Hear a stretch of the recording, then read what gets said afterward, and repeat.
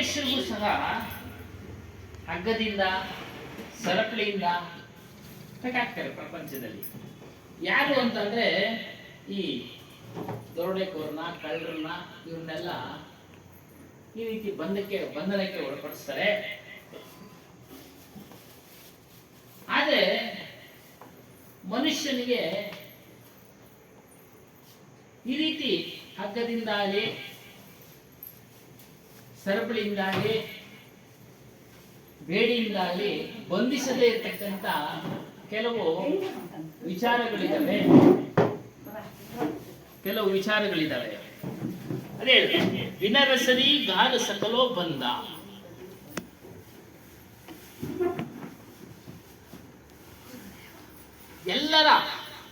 ಮನುಷ್ಯರೆಲ್ಲರ ಕುತ್ತಿಗೆಯಲ್ಲಿ ಈ ರೀತಿ ಬಂಧಿಸಲ್ಪಟ್ಟಿದೆ.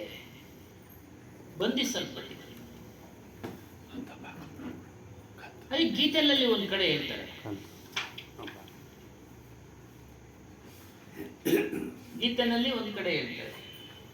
ಏನಂತ?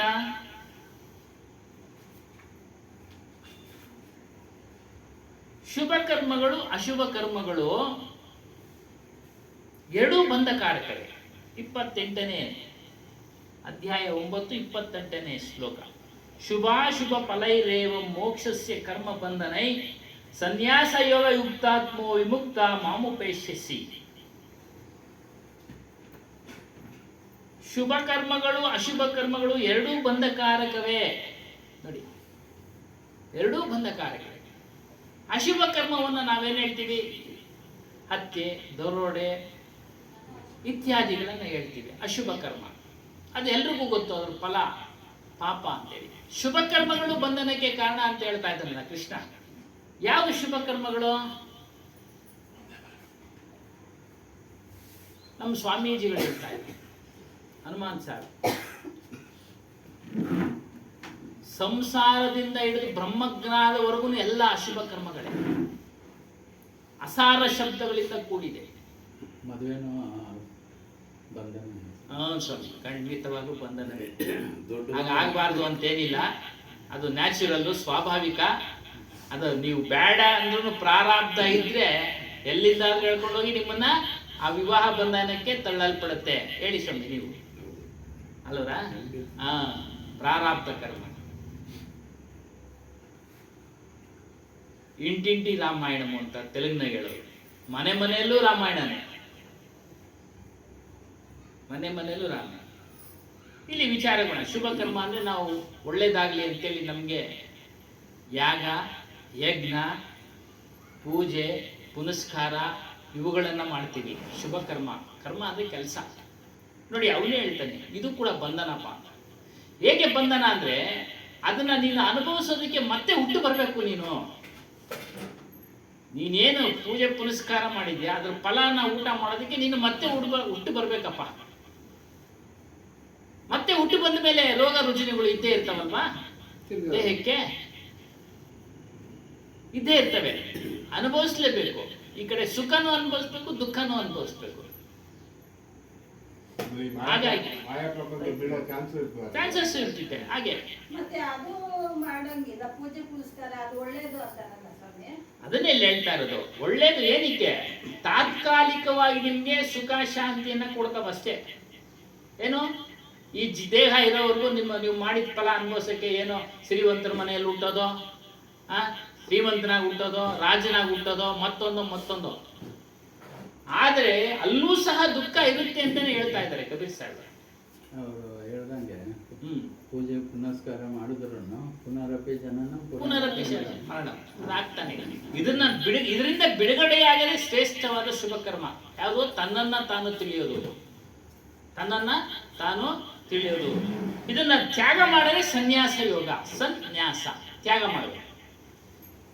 ಯಾವ ಕರ್ಮ ಮಾಡಬೇಕು ಅಂದ್ರೆ ನಾವು ಶ್ರೇಷ್ಠವಾದ ಶುಭ ಕರ್ಮ ಅಂತ ಅಂದ್ರೆ ನಮ್ಮನ್ನ ನಾವು ತಿಳಿಯೋದು. ನೋಡಿ, ಇಲ್ಲಿ ಹೇಳ್ತಾರೆ, ನಿಜವಾಗಿ ನಮ್ಮನ್ನು ಸಂಸಾರದಲ್ಲಿ ಬಂಧಿಸಿರುವವರು ದೇವರಲ್ಲ. ನೋಡಿ, ಗೀತೆಯಲ್ಲಿ ಎಂತೆಂಥ ಪಾಯಿಂಟ್ ನಾವು ವಿವರಣೆ ಕೊಟ್ಟಿದ್ದೇವೆ. ದೇವರಲ್ಲ, ಪ್ರಪಂಚನೂ ಅಲ್ಲ, ಹೆಂಡತಿನೂ ಅಲ್ಲ, ಮಕ್ಕಳು ಅಲ್ಲ. ಬಹಳ ಆಳವಾಗಿ ಹೋಗ್ತಾರೆ ಇಲ್ಲ. ನಾವು ಮಾಡಿರ್ತಕ್ಕಂಥ ಕರ್ಮ ಕೆಲಸಗಳು ನಮ್ಮನ್ನ ಬಂಧನಕ್ಕೆ ದೂಡ್ತವೆ. ಇವಾಗ ಹೇಳಿದ್ರಲ್ಲ ಮದುವೆ ಆಗೋದು ಅಂತ, ನಾವು ಮದುವೆ ಆಗ್ಬೇಕು ಅನ್ನೋದಿದ್ರೆ ಆಟೋಮೆಟಿಕ್ ಆಗಿ ಹೇಳ್ಕೊಂಡು ಹೋಗುತ್ತೆ. ಕಾರಣ ಏನು? ಋಣ. ಆ ಋಣ ತೀರ್ಸಕ್ಕೆ ನಾವು ಹೆಂಡತಿ ಕಟ್ಕೊಳ್ತೀವಿ, ಆಮೇಲೆ ಮಕ್ಕಳಾಗ್ತವೆ, ಅವರು ಋಣ. ಋಣಾನುಬಂಧ ರೂಪೇಣ ಪಶು ಪತ್ನಿ ಸುತಾಲಯ. ಆಲಯ ಅಂದ್ರೆ ಮನೆ, ಸುತ ಅಂದ್ರೆ ಮಕ್ಕಳು. ಪಶುಗಳು ಅಷ್ಟೇ, ಋಣ ಇದ್ರೆ ನಾವೆಲ್ಲ ಅವು ಸಾಕಕ್ಕಾಗದು, ಇಲ್ಲ ಅಂದ್ರೆ ಸಾಕ್ಲಿಕ್ಕೆ ಸಾಧ್ಯ ಇಲ್ಲ. ನಾಯಿ, ಬೆಕ್ಕು ಇವೆಲ್ಲ. ಅದಕ್ಕೆ ಪಶು ಪತ್ನಿ ಸುತ ಆಲಯ ಅಂತ ಹೇಳ್ಬಿಟ್ಟು ಅವೆಲ್ಲ ಋಣ ಇದ್ರೆ, ಇಲ್ಲಾಂದ್ರೆ ಯಾರ್ಯಾರೋ ಮನೆ ಯಾರ್ಯಾರೋ ಸಾಕಾಗೋದಕ್ಕಾಗೋದಿಲ್ಲ. ನಾಯಿ, ಬೆಕ್ಕು ಇವರೆಲ್ಲ ನೋಡಿ, ಅದ್ರ ಮೇಲೆ ಎಷ್ಟೊಂದು ಪ್ರೇಮ ಇಟ್ಟಿರ್ತಾರೆ. ಆ ಅಂಬಾನಿ ಮನೆಯಲ್ಲಿ ಎಷ್ಟೋ ಖರ್ಚು ಮಾಡ್ತಾರಂತೆ, ಅವ್ರ ಮನೆ ಸಾಕು ನಾಯಿ, ಎಷ್ಟೋ ದುಡ್ಡು ಖರ್ಚು ಮಾಡ್ತಾರೆ. ಮನುಷ್ಯನ ಜೀವನಕ್ಕೆ ಆಗೋಷ್ಟು ಹತ್ತರಷ್ಟು. ಈಗೆಲ್ಲ ನಮ್ಮೂರ್ನಾಗೂ ಶುರುವಾಗ್ಬಿಟ್ಟಾರೆ ಬಿಡಿ, ಎಲ್ಲ ಊರುಗಳ್ನಾಗೂ ಶುರುವಾಗ. ಅದೇ ಪಶು ಅಂದ್ರೆ ಎಲ್ಲ ಆಗೋಯ್ತು, ಎಲ್ಲ ಆಗೋಯ್ತು ಪಶುಗಳು ಅಂದ್ರೆ. ಹಾಗಾಗಿ ನಾವು ಮಾಡಿರ್ತಕ್ಕಂಥ ಸಕಾಮ ಕರ್ಮಗಳು, ಸಕಾಮ ಅಂದ್ರೆ ಇಚ್ಛೆ ಪಟ್ಟು ಮಾಡಿರ್ತಕ್ಕಂಥದ್ದು. ನಿಷ್ಕಾಮ ಅಂದ್ರೆ ಇಚ್ಛೆ ಇಲ್ಲ, ನನಗೇನು ಫಲ ಬೇಡ ಅಂತೇಳಿ ಮಾಡತಕ್ಕಂಥ ಪೂಜೆ ಪುನಸ್ಕಾರಗಳು ನಮ್ಮನ್ನ ತಂದು ಇಲ್ಲಿಗೆ ಬಿಡುತ್ತವೆ. ಏನೋ ನಿಜವಾದ ಸ್ವರೂಪವನ್ನು ನಮ್ಮನ್ನ ಚೈತನ್ಯವನ್ನ ತಿಳಿಯಕ್ಕೆ ತಂದು ಇಲ್ಲಿ ಬಿಡ್ತವೆ. ಇನ್ನು ಸಕಾಮ ಕರ್ಮಗಳು, ನನಗೆ ಅದು ಬೇಕು ಇದು ಬೇಕು ಅಂತೇಳಿ ಮಾಡತಕ್ಕಂಥ ಕೆಲಸ ಕಾರ್ಯಗಳು. ಅದರಲ್ಲಿ ವಾಸನೆಗಳು, ಇಚ್ಛೆಗಳು ಅಂತೇಳಿ 3 ರೀತಿಯ ವಾಸನೆಗಳಿವೆ. ಶಾಸ್ತ್ರ ವಾಸನೆ, ಲೋಕ ವಾಸನೆ, ದೇಹ ವಾಸನೆ. ನಾನು ಮುಂದಿನ ಜನ್ಮದಲ್ಲಾದ್ರೂ ರಾಜನಾಗಿ ಹುಟ್ಟಬೇಕು ಅಂತೇಳಿ ಪೂಜೆ ಪುನಸ್ಕಾರಗಳನ್ನ ಮಾಡ್ತೀವಿ, ಅದನ್ನ ಅನುಭವಿಸಕ್ಕೆ ರಾಜನಾಗಿ ಹುಡ್ತೀವಿ. ನಿಷ್ಕಾಮದಿಂದ ಮಾಡಿದ್ರೆ ಇಲ್ಲ ಇಲ್ಲ ಇಲ್ಲ ಅದನ್ನ ಹೇಳಿ, ನಿಷ್ಕಾಮದಿಂದ ನೀನು ಮಾಡಿದ್ರೆ ಇಂಥ ಒಂದು ಆತ್ಮಜ್ಞಾನ ತಿಳಿಯೋ ಕಡೆ ಕರ್ಕೊಂಬಂದು ಬಿಡುತ್ತೆ ನಿಮ್ಮನ್ನ. ಅಷ್ಟೇ ಅದ್ರ ಕೆಲಸ. ಆಮೇಲೆ ನೀವು ಪ್ರಯತ್ನ ಪಡಬೇಕು. ನಿಷ್ಕಾಮ ಕರ್ಮ ಅಂತ ಯಾವ ಥರ? ಯಾವುದೇ ಫಲಾಪೇಕ್ಷೆ ಇಲ್ಲದೆ ಪೂಜೆ ಮಾಡೋದು. ಭಗವಂತ ನಿನಗೆ ಅರ್ಪಣೆ. ನಾವು ಇಚ್ಛೆ ಪಟ್ಟಂತ ಭಗವಂತ ರಾಮನೋ ಕೃಷ್ಣನೋ ಯಾರೋ ಕುರಿತು ನಾವು ನಿನಗೆ ಅರ್ಪಣೆ ಅಂತ ಮಾಡಿರ್ತೀವಿ. ನನಗೇನು ಫಲ ಬೇಡಪ್ಪ, ನಾನು ಮಾಡಿದ್ದೆಲ್ಲ ನಿನಗೆ ಸೇರಲಿ. ಆಗ ಮಾತ್ರ ಇಲ್ಲಿ ಈ ಒಂದು ಸ್ಥಿತಿಯೇ ನಿಮ್ಮನ್ನ ಕರ್ಕೊಂಬಂದು ಬಿಡುತ್ತೆ. ಇಂಥ ಒಂದು ಸ್ಥಳಕ್ಕೆ ಕರ್ಕೊಂಬಂದು ಬಿಡುತ್ತೆ. ಅದು ಏನು, ಒಂದು ಜನ್ಮದಲ್ಲ, ನಿಷ್ಕಾಮ ಫಲ. 100 ಕೋಟಿ ಜನ್ಮಗಳಲ್ಲಿ ನೀನು ಆ ಕೆಲಸ ಮಾಡಿರ್ಬೇಕು, ನಿಷ್ಕಾಮದಿಂದ ಪೂಜೆ ಮಾಡಿರ್ಬೇಕು. ಆಗ ಮಾತ್ರ ಸಾಧ್ಯ. ಇವಾಗ ಒಂದು ಮನೆಯವರು ಎಲ್ಲ ಹೋಗ್ತಾರೆ ಸುಮ್ಮನೆ ಹೇಳಿ. ಆ ಹುಡುಗರ ಹತ್ರ ದೇವಸ್ಥಾನಕ್ಕೆ ಹೋದ್ರೆ ದೇವರ ಮುಂದೆ ಕೇಳ್ಕೊಳ್ಳ ಚೆನ್ನಾಗಿ ಅಂತ ಹೇಳ್ಬಿಟ್ಟು ಅವ್ರಿಗೆ ಹೊಡಿತಾರೆ. ಹೌದು, ಕೇಳ್ಕೊಳ್ಳಿ, ಚೆನ್ನಾಗಿ ಕೇಳ್ಕೊ, ಅದು ಕೇಳ್ಕೊ ಅಂತಾರಲ್ಲ. ಹೇಳಿ. ಗೊತ್ತಿಲ್ದಿರೂ ಕೇಳ್ಕೊ ಅಂತ ನಾವೇ ತಾನು ಪ್ರೆಸ್ ಮಾಡಕ್ಕೆ ಕೆಲವರು ಮಾಡ್ತಾರಲ್ಲ ಸುಮ್ಮನೆ. ಅವರು ಆ ರೀತಿಯಾಗಿ ಆಗ್ಲಿ ಭಕ್ತಿ ಮಾಡ್ಲಿ ಅಂತ ಅವ್ರು ಹೇಳ್ತಾರೆ. ಭಕ್ತಿನ ಮಾಡ್ಲಿ ಅಂತ, ಭಕ್ತಿ ಬರ್ಲಿ ಅನ್ನೋ ಒಂದು ಉದ್ದೇಶದಿಂದ. ನಾವಿಂತ ತಿಳುವಳಿಕೆ ಸ್ಥಾನಕ್ಕೆ ಬಂದ ಮೇಲೆ ಮತ್ತೆ ಅದೇ ಮಾಡಿದ್ರೆ ಅವ್ರಿಗೂ ನಮಗೂ ಏನು ವ್ಯತ್ಯಾಸನೇ ಇಲ್ಲ. ಅವರು ತಿಳುವಳಿಕೆ ಇಲ್ಲದೆ ಅವರು ಆ ರೀತಿ ಹೇಳ್ತಾರೆ, ಕೇಳ್ಕೊಳಪ್ಪ ಒಳ್ಳೇದಾಗಲಿ, ತಪ್ಪೇನಿಲ್ಲ. ಭಕ್ತಿ ಬರಲಿ, ಭಯ ಬರಲಿ, ದೇವರೊಬ್ರು ಇದ್ದಾನೆ, ನಮ್ಮನ್ನೆಲ್ಲ ಶಿಕ್ಷೆ ಮಾಡ್ತಾನೆ ಅನ್ನೋ ಒಂದು ಭಯ ಇರಲಿ ಅಂಥೇಳಿ ಅದನ್ನ ಮಾಡಿಸ್ತಾರೆ ಹೊರತು ಅವ್ರಿಗೂ ತಿಳುವಳಿಕೆ ಇಲ್ಲ, ಏನು ಮಾಡೋಕ್ಕಾಗಲ್ಲ ಆತಾರೆ. ಹಾಗಾಗಿ ಸಕಾಮ ಕರ್ಮಗಳು ನಮ್ಮನ್ನ ಬಂಧನಕ್ಕೆ ಕಾರಣ. ಇಲ್ಲಿ ಹೇಳ್ತೇನೆ, ನಾವು ಮಾಡಿದ ಸಕಾಮ ಕರ್ಮಗಳು ನಮ್ಮ ಬಂಧನಕ್ಕೆ ಕಾರಣ.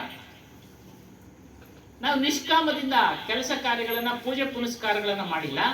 ಹಾಗಾಗಿ ನಮಗೆ ಹೆಂಡತಿ, ಮಕ್ಕಳು ಇವರೆಲ್ಲರೂ ಆಟೋಮೆಟಿಕ್ ಆಗಿ ಬರ್ತಾರೆ. ನಾವೇ ಕೇಳ್ತೀವಿ ಈ ಜನ್ಮದಲ್ಲಿ ಗಯಾಳಿ ಹೆಂಡತಿ ಸಿಕ್ಬಿಟ್ಟಿದ್ದಾಳೆ, ಮುಂದಿನ ಜನ್ಮದಲ್ಲಿ ಒಳ್ಳೆ ಹೆಂಡತಿ ಸಿಕ್ಲಿ ಅಂದ್ರೆ ಸುಮ್ಮನೆ ಕೇಳ್ಕೊಳ್ತಾರೆ ಕೆಲವರು. ಒಳ್ಳೆ ಗಂಡ ಸಿಕ್ಲಿ, ಒಳ್ಳೆ ಮಕ್ಕಳು ಸಿಕ್ಲಿ, ಒಳ್ಳೆ ಮಕ್ಕಳು ಸಿಕ್ಲಿ ಅಲ್ವರಾ? ನಾನೊಂದು ವಾಟ್ಸಪ್ ಹಾಕಿದ್ದೆ.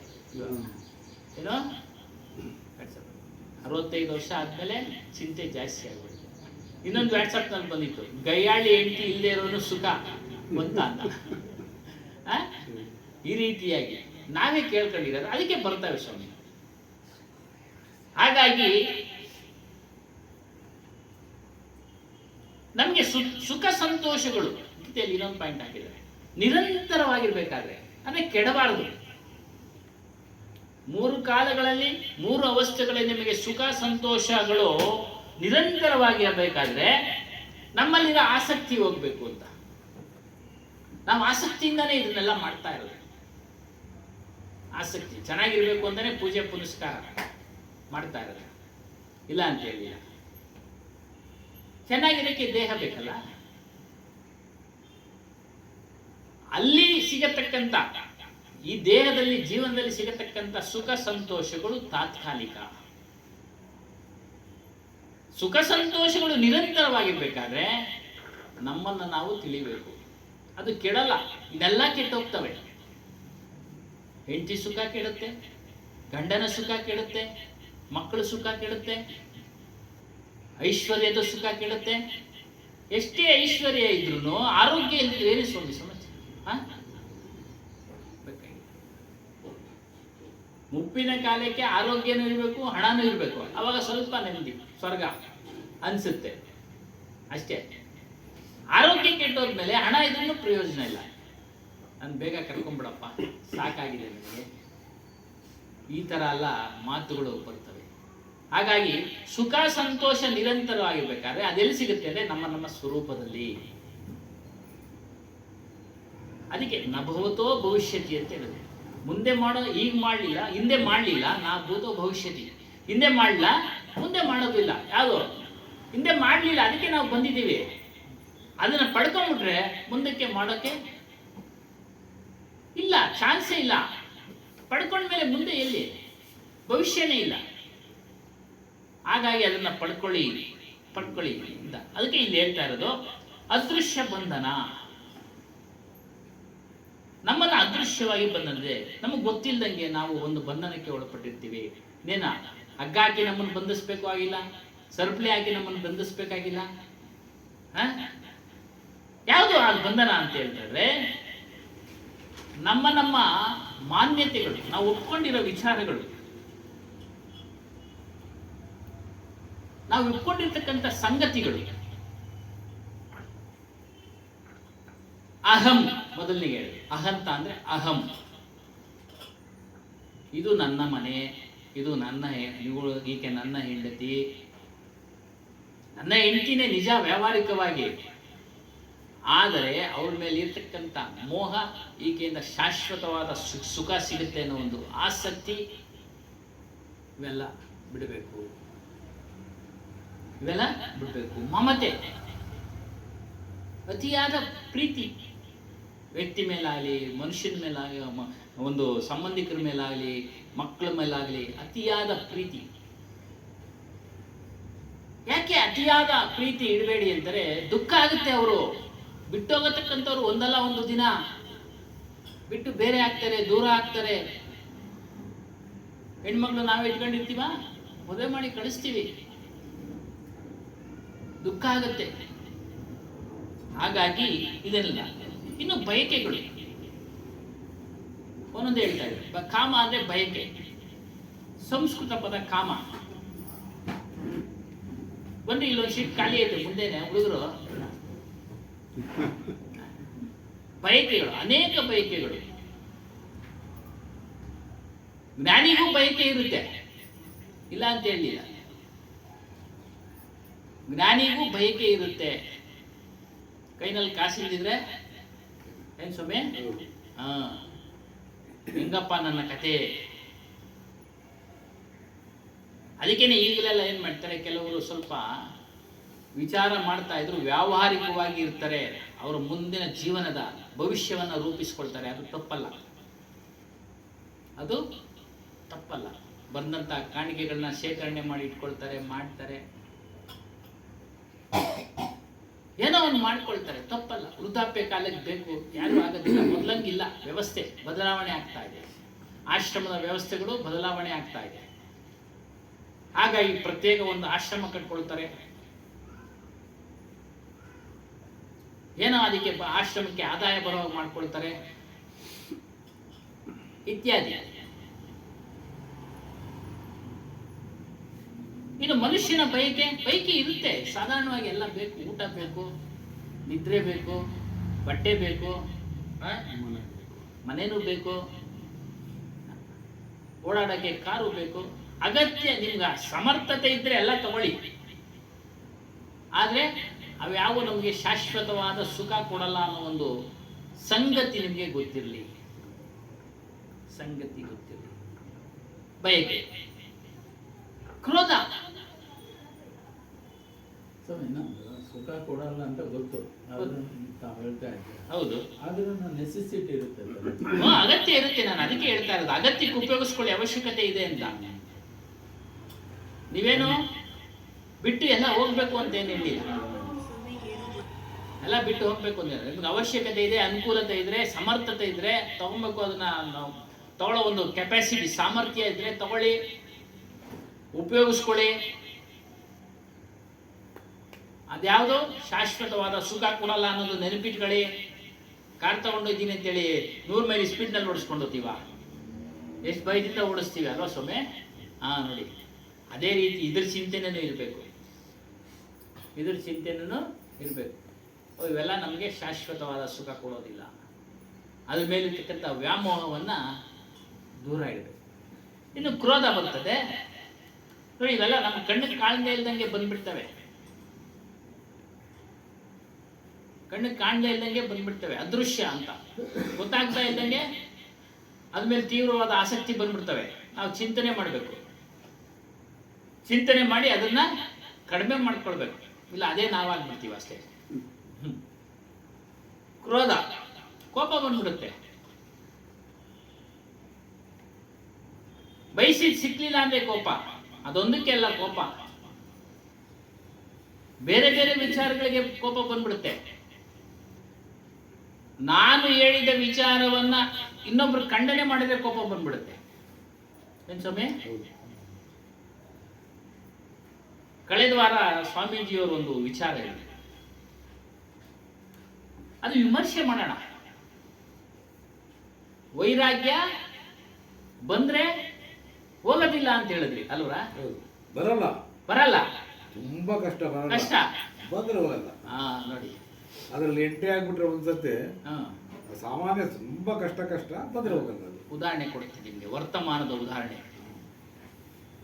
ಹಿಂದಿನ ಕಾಲದಲ್ಲಿ ವಿಶ್ವಾಮಿತ್ರ ವೈರಾಗ್ಯ ಪುರುಷ ತಪಸ್ ಮಾಡ್ತಾ ಇದ್ದ ಅಲ್ವಾ? ಮೇನಕೆ ಬಂದು ಕುಣಿದು ಬಿಟ್ಲು, ತಪಸ್ಸು ಭಂಗ ಆಗೋಯ್ತು. ಎಲ್ಲೋಯ್ತು ಒಂದು ವೈರಾಗ್ಯ? ಎಲ್ಲೋಯ್ತು ಸ್ವಾಮಿ ವೈರಾಗ್ಯ? ಜ್ಞಾನಿ ಪುರುಷ ಎಲ್ಲೋಯ್ತು ಸ್ವಾಮಿ ವೈರಾಗ್ಯ? ಬಿಟ್ಟು ಹೋಗ್ಬಿಟ್ಟ ಅವಳು ಹಿಂದೆ, ಮಕ್ಕಳೆಲ್ಲ ಆಗ್ಬಿಟ್ಟು ತಿರ್ಗಿ ಆಮೇಲೆ ಜ್ಞಾನೋದಯ ಆಯ್ತು, ಮತ್ತೆ ತಪಸ್ಸು. ಹೌದ್ರಾ? ನೋಡಿ, ಅಲ್ಗಾಡುತ್ತೆ, ವಿಶ್ವಾಮಿತ್ರನಿಗೆನೆ ಯಾಕೆ ಮೇಲಕ್ಕೆ ಡಿಸ್ಟರ್ಬ್ ಮಾಡ್ಬೇಕು, ಜನಸಾಮಾನ್ಯರಿಗೆ ಮಾಡಲ್ಲ. ಜನಸಾಮಾನ್ಯರಿಗೂ ಬರ್ತಾ ಇದೆ. ಜನಸಾಮಾನ್ಯರಿಗೆ ಅವ್ರಿಗಿನ್ನ ಜಾಸ್ತಿ. ಆಚೆ ಹೋದ್ರೆ ಮಾಯಾಲೋಕ, ಇಲ್ಲಿದ್ರೆ ಅಷ್ಟೇ ಬಲಿಷ್ಠ. ಗಾಯತ್ರಿ ಇದು ಕೊಟ್ಟ ದೊಡ್ಡ ವ್ಯಕ್ತಿ, ಅವ್ರಿಗೇನೆ ಕಾಟ ಕೊಡ್ತಾ ಇತ್ತಲ್ಲ, ಈ ಜನಸಾಮಾನ್ಯರಿಗೆ ಎಷ್ಟು ಕಾಟ ಕೊಡ್ಬೋದು? ಅದೇ ಅಷ್ಟು ಕಾಟ. ಅದನ್ನೇ ಅದಕ್ಕೆ ವಿಚಾರಕ್ಕೆ ಬರ್ತಾ ಇದ್ದೀವಿ. ಅದನ್ನೇ ವಿಚಾರಕ್ಕೆ ವರ್ತಮಾನದಲ್ಲೂ ಸಹ ನಡೆದಿರೋ ಘಟನೆ ಇದು. ನಮ್ಗೆಲ್ಲ ವಿಶ್ವಾಮಿತ್ರ, ಮೇನಕ ಇದೆಲ್ಲ ಕಲ್ಪನೆ ಅಲ್ವಾ? ಅಲ್ಲ, ನಡೆದಿದೆ ಅನ್ಕೊಳ್ಳಿ, ನೀವು ಕಲ್ಪನೆನೇ ಅನ್ಕೊಳ್ಳಿ, ಆದ್ರೆ ಒಂದು ಉದಾಹರಣೆ ಕೊಡ್ತಾ ಇದೀವಿ ನಿಮ್ಗೆ ಅಷ್ಟೇ. ಇಲ್ಲ, ಅದಕ್ಕೆ ನೀವು ಪ್ರತ್ಯಕ್ಷವಾಗಿ ಪ್ರಮಾಣಿಸಿದೆ ಅಂತ ಯಾವುದು ನಂಬಕ್ಕಾಗಲ್ಲ. ಎಲ್ಲ ಭರವಸೆ ಮೇಲೆ ಇರೋದು ನಾವು. ಅದೆಲ್ಲ ಉದಾಹರಣೆ. ಭರವಸೆನೆ. ಅವ್ರು ಬರ್ದು ಬುಕ್ನಲ್ಲಿ ಬರ್ದಿರೋದು ನಂಬಿಕೆನೆ, ಅವ್ರು ಹೇಳೋದು ನಂಬಿಕೆನೆ, ಎಲ್ಲ ನಂಬಿಕೆಯಿಂದಾನೇ ಹೋಗ್ಬೇಕು ನಾವು. ಅಲ್ಲಿ ಎಲ್ಲ ಪ್ರತ್ಯಕ್ಷ ಪ್ರಮಾಣ ಮಾಡಕ್ಕೆ ಎಲ್ಲಿ ಸಾಧ್ಯ ಆಯ್ತು? ಆಗಕ್ಕೆ ಇಲ್ಲ. ಆಗತ್ತೆ, ಪ್ರತ್ಯಕ್ಷ ಪ್ರಮಾಣ ಆಗತ್ತೆ. ಹೇಳ್ತೀನಿ ನಿಮ್ಗೆ ಪ್ರಮಾಣ. ಬರ್ತೀನಿ ವಿಚಾರಕ್ಕೆ. ವೈರಾಗ್ಯದಿಂದ ಅಲ್ಲಾಡದವ್ರ ಪ್ರಚಾರ ಯಾರು ತಪ್ಪು ತಿಳಿಬಾರ್ದು. ಇದೇ BL ಆಶ್ರಮದಲ್ಲಿ ನಮ್ಮ ಕನ್ನಡಕ್ಕೆ ಟ್ರಾನ್ಸ್ಲೇಷನ್ ಮಾಡಿದ್ರಲ್ಲ, ಅದಿನ್ ದಾಸ್ ಅಂತ, ಅವರು ಸಾಧುಗಳಾಗಿದ್ದವರು, ವೈರಾಗ್ಯ ಪುರುಷರಾಗಿದ್ರು. ಅವ್ರಿಗೆ ಬಯಕೆ ಬಂದ್ಬಿಡ್ತು, ಯಾವುದೋ ಒಂದು ಬಯಕೆ ಬಂದ್ಬಿಡ್ತು. ಅವ್ರ ಊರಿನ ಅವರು ಸಂಬಂಧಿಕರು ಬಂದ್ರು, ಒಬ್ಬ ಹೆಂಗಸು, ಅವರಲ್ಲಿ ಮೋಹ ಬೆಳೆದ್ಬಿಡ್ತು, ಗೃಹಸ್ಥರಾಗ್ಬಿಟ್ರು ವೈರಾಗ್ಯ ಪುರುಷರು.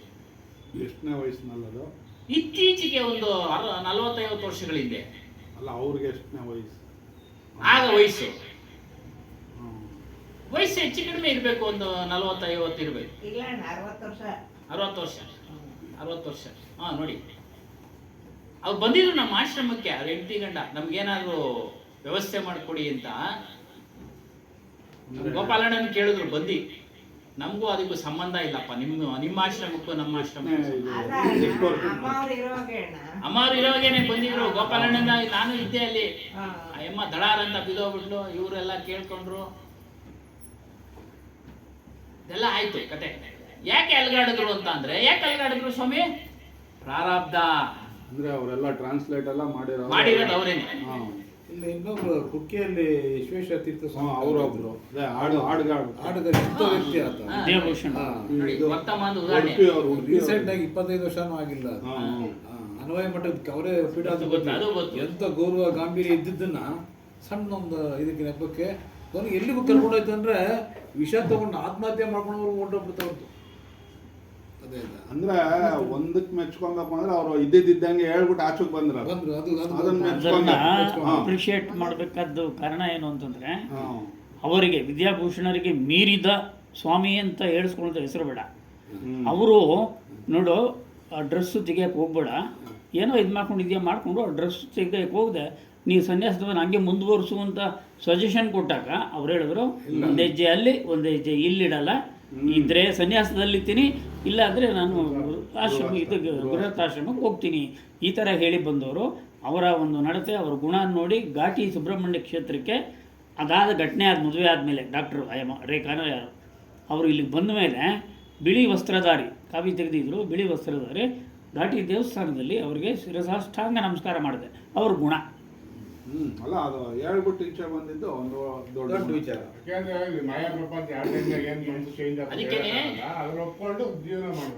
ಅದಕ್ಕೇನೆ ಕಬೀರ್ ಸಾಹೇಬ್ರು ಏನಂದ್ರೆ, ಜ್ಞಾನಿಯಾದ್ರೂ ಸಹ, ವೈರಾಗ್ಯ ಪುರುಷನಾಗಿದ್ರು ಸಹ ಈ ಉಸಿರಿರೋವರೆಗೂ ನಾಮ ಜಪಿಸ್ತಾ ಇರೋ ಅಂತ ಅಂದ್ರು. ಗಮನ ಇರಲಿ, ಉಸಿರು ಇರೋವರೆಗೂ ನೀನು ಜ್ಞಾನದ ಕಡೆ ನಡೀತಾ ಇರಬೇಕು, ನಿನ್ನ ಮನಸ್ಸನ್ನ ನೋಡ್ತಾ ಇರಬೇಕು ನೀನು ಅಂದ್ರು. ಅವ್ರೇನ್ ಬಿಟ್ಟಿಲ್ಲ. ಬೇರೆ ಬೇರೆ ಪ್ರಕರಣಗಳಲ್ಲಿ ಹೇಳಿದೆ, ಸಾಧು ಸನ್ಯಾಸಿಗಳ ವಿಚಾರಗಳನ್ನು ಹೇಳಿದ್ದಾರೆ. ಏನೇನು ಸಾಧು ಸನ್ಯಾಸಿ, ನಾನು ಸನ್ಯಾಸಿ ಅಂತ ಹೇಳ್ಕೊಂಡು ಅದು ನಿರ್ಲಿಪ್ತವಾದ ಏನ್ ಬೇಕಾದ್ರೂ ಮಾಡ್ಬೋದು ಅನ್ನೋ ವಿಚಾರವನ್ನ ಖಂಡನೆ ಮಾಡಿ ಹೇಳಿದ್ದಾರೆ. ಏನ್ ಬೇಕಾದ್ರೂ ಮಾಡ್ಬೋದು, ನಾನು ಸಾಧು ಆದ್ಮೇಲೆ ಹೆಂಗಿರ್ಬೇಕು, ಗೃಹಸ್ಥನ ಹೆಂಗಿರ್ಬೇಕು ಅನ್ನೋ ವಿಚಾರಗಳನ್ನೆಲ್ಲ ಹೇಳಿದ್ದಾರೆ. ಗೃಹಸ್ಥನು ಆದ್ಮೇಲೆ ಅವನು ಗೃಹಸ್ಥವನ್ನ ತ್ಯಾಗ ಮಾಡಿ ಸನ್ಯಾಸಿಗೆ ಬರಬೇಕು ಅಂತ ಏನು ಕಂಡೀಷನ್ ಏನಿಲ್ಲ. ಗೃಹಸ್ಥನಾಗಿ ಇದ್ದು ಸಹ ಸನ್ಯಾಸಿ ತರ ಜೀವನ ಮಾಡಬಹುದು ಹೇಳಿದ್ದಾರೆ ಇವರು ಕೈವಾರ ತಾತಯ್ಯನವರು ಹೇಳಿದ್ದಾರೆ. ಗೃಹಸ್ಥನಾಗಿ ಇದ್ದುಕೊಂಡು ನೀನು ಸಾಧಿಸ್ಬೋದಪ್ಪ ಮೋಕ್ಷವನ್ನು, ಸಾಧಿಸ್ಬೋದು, ಮಾಡಬೇಕು ಸಾಧನೆ. ಅದಕ್ಕೇನು ಹೇಳಿದ್ ಬಂದ್ವಿ, ಕ್ರೋಧ ವಿಚಾರ ಮಾಡಿದ್ರು. ಯಾಕೆ ವಿಚಾರ ಬಂತು ಅಂದ್ರೆ, ಇವ್ರು ಹೇಳಿದ್ದನ್ನು ನಾನು ಖಂಡನೆ ಮಾಡಿಬಿಟ್ರೆ ಕ್ರೋಧ ಬಂದ್ಬಿಡುತ್ತೆ. ಅದಕ್ಕೆ ವಿಮರ್ಶೆ ಮಾಡಬೇಕು ನಾವು. ಕೋಪ ಮಾಡ್ಕೊಂಬಾರ್ದು, ನೀವು ಕೋಪ ಮಾಡ್ಕೊಂಬಾರ್ದು, ನಾವು ಕೋಪ ಮಾಡ್ಕೊಂಬಾರ್ದು. ಏನಪ್ಪ ನಾನು ಹೇಳಿದ್ದು ಖಂಡನೆ ಮಾಡ್ಬಿಟ್ಟ, ವಿಷಯ ಇಂಪಾರ್ಟೆಂಟ್, ತತ್ವ ಇಂಪಾರ್ಟೆಂಟ್. ಹಾಗಾಗಿ ಯಾರು ಏನೇ ಹೇಳಿದ್ರು ಸ್ವೀಕಾರ ಮಾಡಿ ಸಾರ ಶಬ್ದಗಳನ್ನ ತೆಗೆದುಕೊಳ್ಳಿ ಅಂತೇಳಿ ಕಬೀರ್ ಸಾಹೇಬ್ ಹೇಳಿದ್ರು. ಯಾರು ಎಲ್ಲಿ ಸತ್ಸಂಗಕ್ಕೆ ಹೋಗಿ, ನೀವು ಎಲ್ಲಿ ಸತ್ಸಂಗ ಹೋಗ್ತೀರೋ ಹೋಗಿ ಸತ್ಸಂಗಕ್ಕೆ, ಆದರೆ ಸಾರ ಶಬ್ದಗಳನ್ನ ತೆಗೆದುಕೊಳ್ಳಿ. ಅಲ್ಲಿ ಬರತಕ್ಕಂಥ ಒಳ್ಳೊಳ್ಳೆ ಶಬ್ದಗಳು ನಿಮಗೆ ಲಾಭದಾಯಕ ಆಗತಕ್ಕಂಥ ಶಬ್ದಗಳನ್ನ, ಲಾಭ ಅಂದ್ರೆ ಹಣಕಾಸು ಬರೋದಲ್ಲ, ಮುಕ್ತಿಯ ಕಡೆಗೆ ಕೊಂಡೊಯ್ಯತಕ್ಕಂಥ ಶಬ್ದಗಳು ಬಂದ್ರೆ ತೆಗೆದುಕೊಳ್ಳಿ. ಬಿಡುಗಡೆಯ ಕಡೆಗೆ ಬರ್ತಕ್ಕಂಥ ಶಬ್ದಗಳು ಬಂದ್ರೆ ತೆಗೆದುಕೊಳ್ಳಿ ಹೇಳಿ. ಹಾಗಾಗಿ ಕ್ರೋಧ ಆಯ್ತು.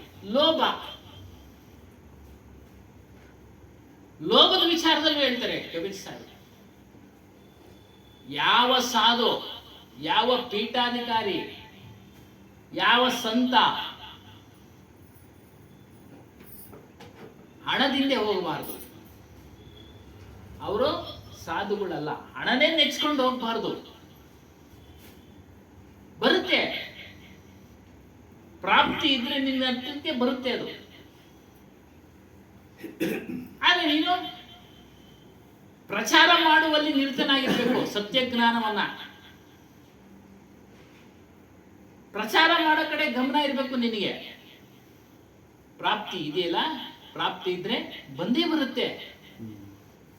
ನೀನು ಅದರಿಂದೇ ಹೋಗಬೇಡ, ಅದರಿಂದೇ ಹೋಗಬೇಡ. ಮತ್ತು ಲೋಭಿ ಆಗ್ಬೇಡ. ಸಾಮಾನ್ಯ ಜನರು ಒಳಗೊಂಡು ಜ್ಞಾನಿಗಳಿಗೂ ಹೇಳಿದ್ದಾರೆ ಅವರು, ಕಬೀರ್ ಸಾಹೇಬ್. ಸಾಮಾನ್ಯ ಜನರಿಗೆ ಅಂತೇನಿಲ್ಲ, ಜ್ಞಾನಿಗಳಿಗೂ, ಹೇಳತಕ್ಕಂಥವ್ರಿಗೂ, ಕೇಳತಕ್ಕಂಥವ್ರು. ಏನೋ ನೀವು ಅಲ್ಲಿ ನಮಗೆ ಕೊಡ್ತಾ ಇದ್ದೀರಾ ಕಾಣಿಕೆಗಳನ್ನ, ಅದನ್ನ ನಾವು ಸದುಪಯೋಗ ಮಾಡಿಸ್ಬೇಕು. ಒಂದ್ ಕಡೆ ನಮ್ಮ ಆಶ್ರಮದಲ್ಲಿ ಪೂಜೆ ಮಾಡಿಸೋದು, ಆಶ್ರಮಕ್ಕೆ ಬಂದಂತ ಸಾಧುಗಳಿಗೆ ಕೊಡೋದ್ರ ಮೂಲಕನೋ ಮಾಡಬೇಕು. ಜಿಪುಣತನ ಇರಬಾರ್ದು, ಕಂಜೂಸ್ತನ ಇರಬಾರ್ದು, ನಾನೇ ತಗೊಂಡು ಎಲ್ಲ ಉಪಯೋಗಿಸ್ಕೊಳ್ಳೋದು ಅಂತ ಇರಬಾರ್ದು. ಅದಕ್ಕೆ ಹೇಳ್ತಾರೆ, ನೀನು ಹಣ ಸಂಪಾದನೆ ಮಾಡ್ತೀಯ, ನಿನ್ನ ಪ್ರಾರಬ್ಧ ಕರ್ಮಾನುಸಾರ ಯಾವುದೋ ಒಂದು ವೃತ್ತಿ ಮಾಡ್ತೀಯ. ಆದರೆ ದಾನ ಧರ್ಮಕ್ಕೆ ಅಂತೇಳಿ ಸ್ವಲ್ಪ ಮೀಸಲಿಡಪ್ಪ.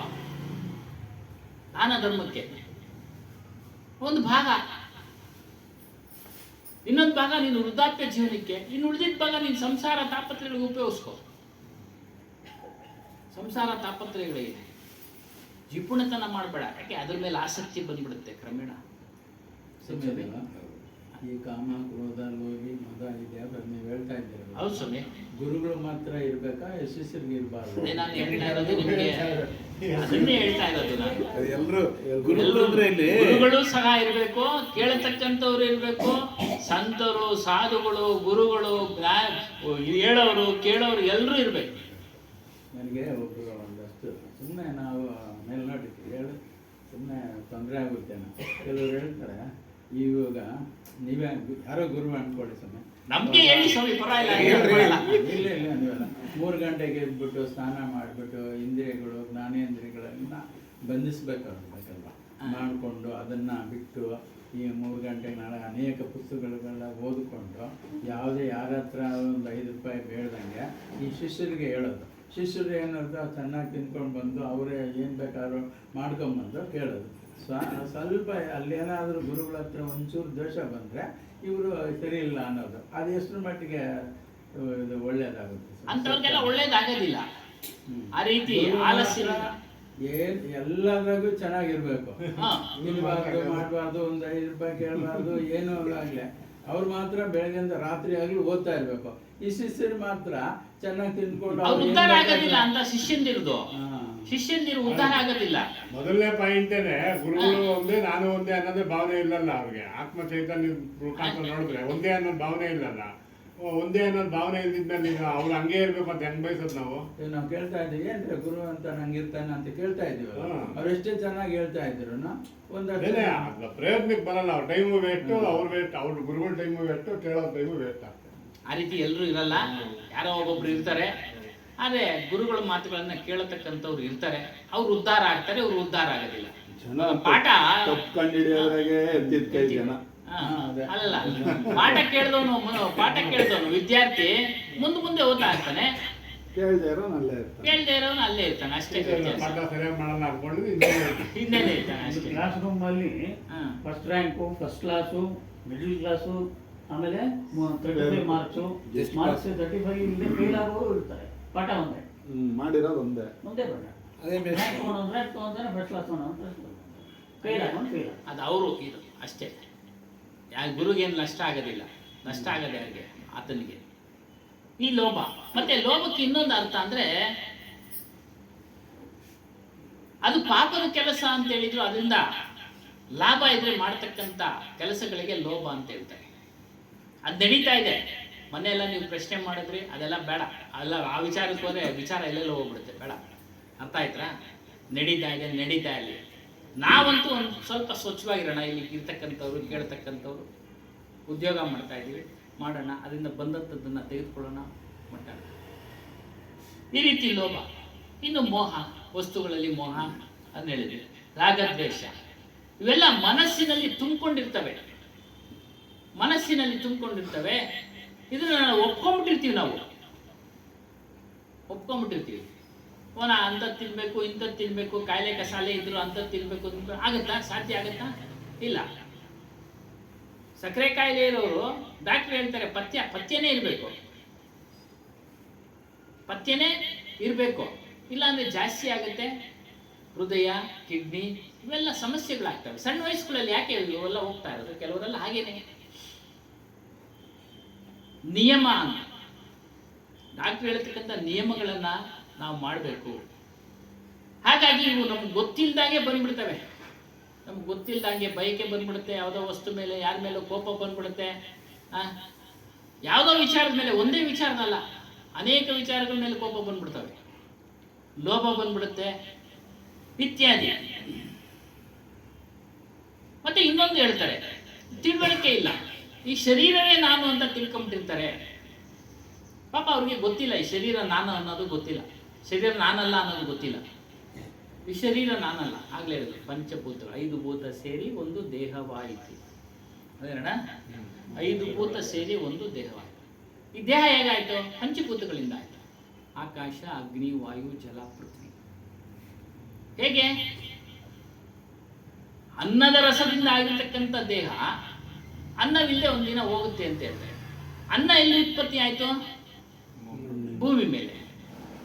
ಆ ಅನ್ನ ಉತ್ಪತ್ತಿ ಮಾಡಕ್ಕೆ ಏನೇನು ಸಲಕರಣೆ ಬೇಕು? ನೀರು ಬೇಕು, ಗಾಳಿ ಬೇಕು, ಬೆಳಕು ಬೇಕು, ಆಕಾಶ ತತ್ವ ಬೇಕು, ಆವರಣ ಬೇಕು, ಅವಕಾಶ. ಹಾಗಾಗಿ 5 ಭೂತ ಸೇರಿ ಒಂದು ದೇಹವಾಯಿತು.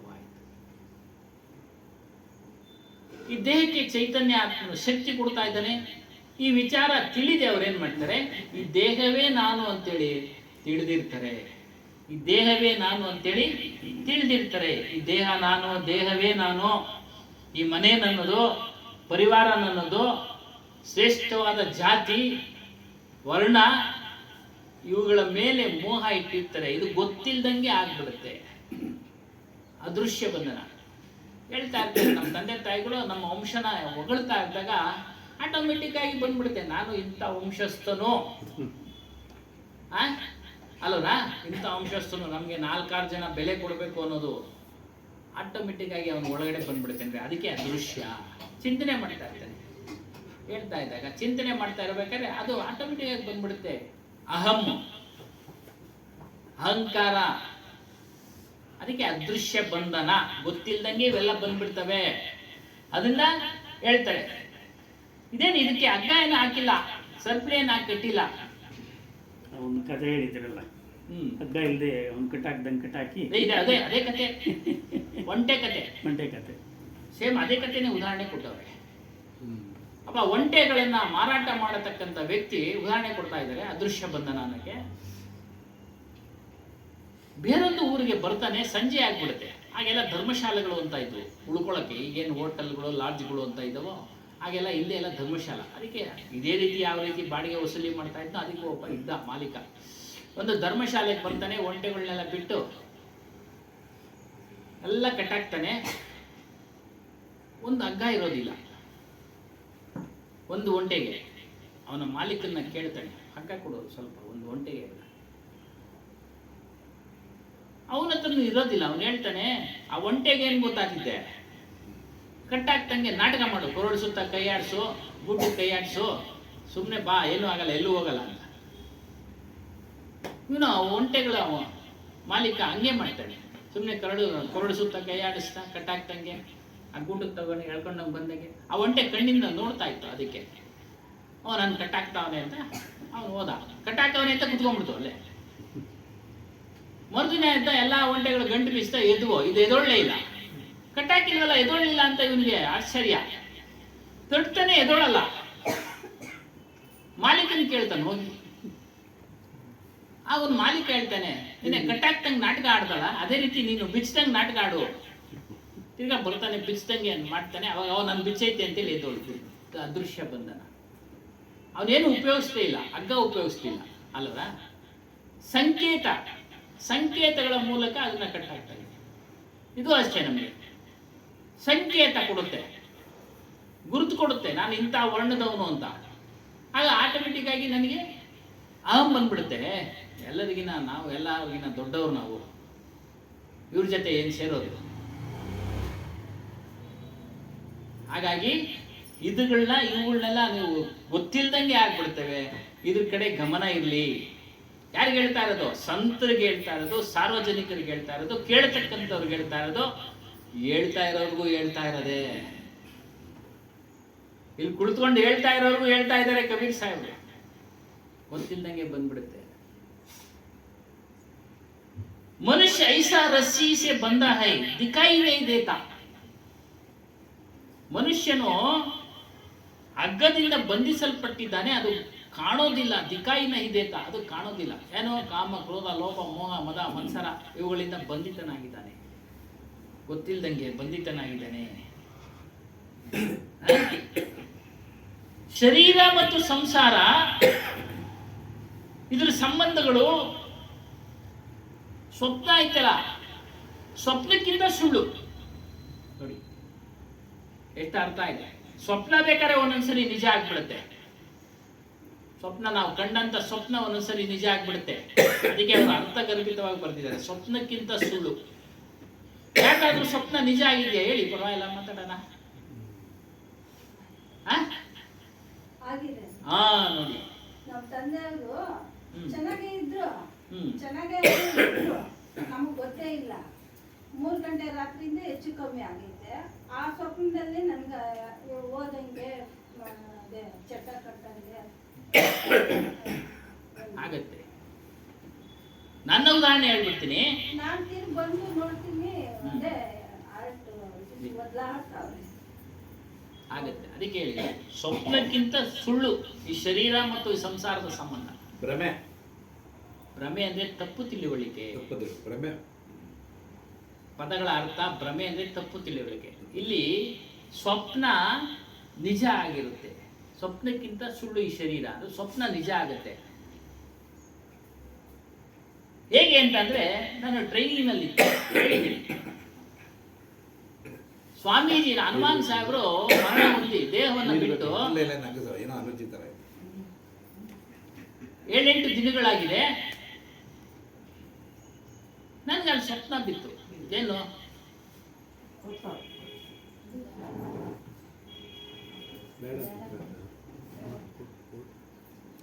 ಸ್ವಪ್ನ ಬಿತ್ತು.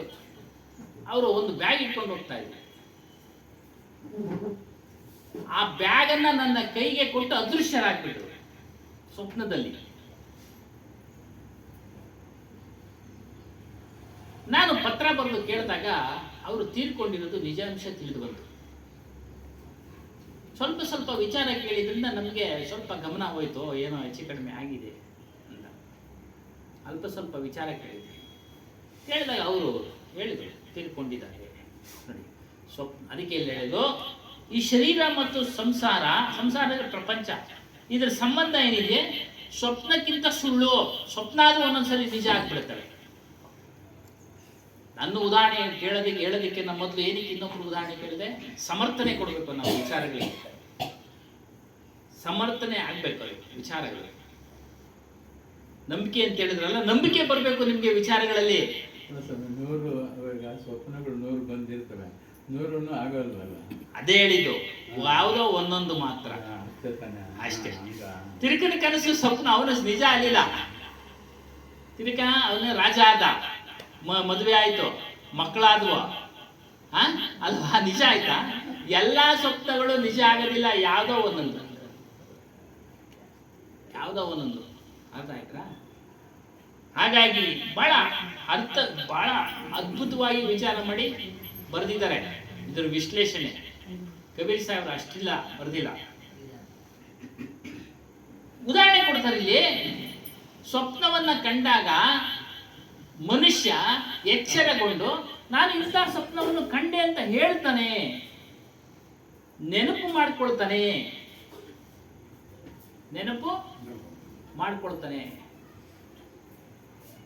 ಇವತ್ತೊಂದು ದಿನ ರಾಷ್ಟ್ರಪತಿ ಉಪರಾಷ್ಟ್ರಪತಿಯಾಗಿ ಆಯ್ಕೆ ಆಗಿರಲ್ಲ ರಾಧಾಕೃಷ್ಣನ್. ಸರ್ವಪಲ್ಲಿ ರಾಧಾಕೃಷ್ಣನ್ ಹುಟ್ಟಿದ ದಿವಸನೇ ಅವರು ಹುಟ್ಟಿದ್ರಂತೆ.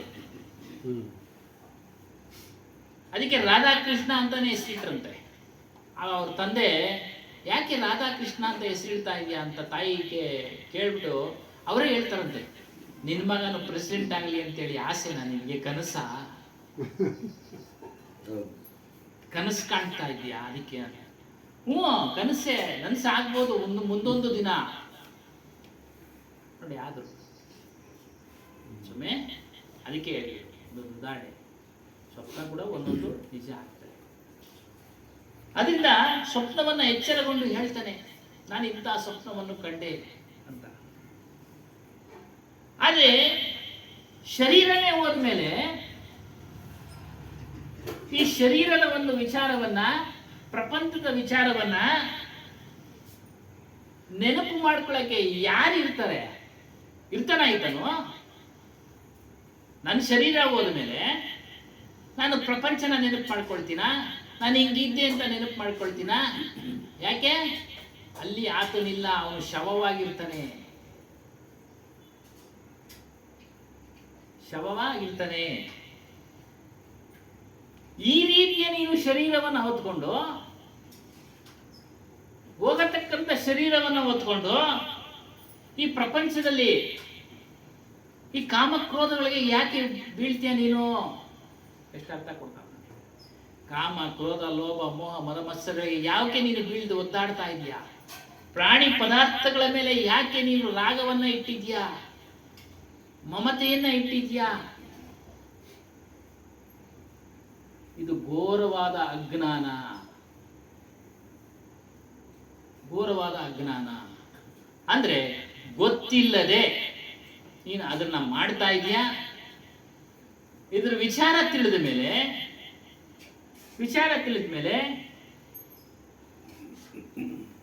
ಅವುಗಳ ಮೇಲೆ ನಿಯಂತ್ರಣ ಇರಲಿ ನಿನಗೆ, ಅವುಗಳ ಮೇಲೆ ನಿಯಂತ್ರಣ ಇರಲಿ. ಈ ಅಜ್ಞಾನವೇ ನಿನ್ನ ಬಂಧನಕ್ಕೆ ಕಾರಣನಪ್ಪ. ಏನು? ಹುಟ್ಟೋದಿಕ್ಕೂ ಕಾರಣ ಅಜ್ಞಾನ, ಹಾಗಾಗಿ ಈ ಶರೀರ ಬರೋಕ್ಕೂ ಕಾರಣ ಅಜ್ಞಾನ. ಈ ಅಜ್ಞಾನವನ್ನ ನಿವಾರಣೆ ಮಾಡ್ಕೊ.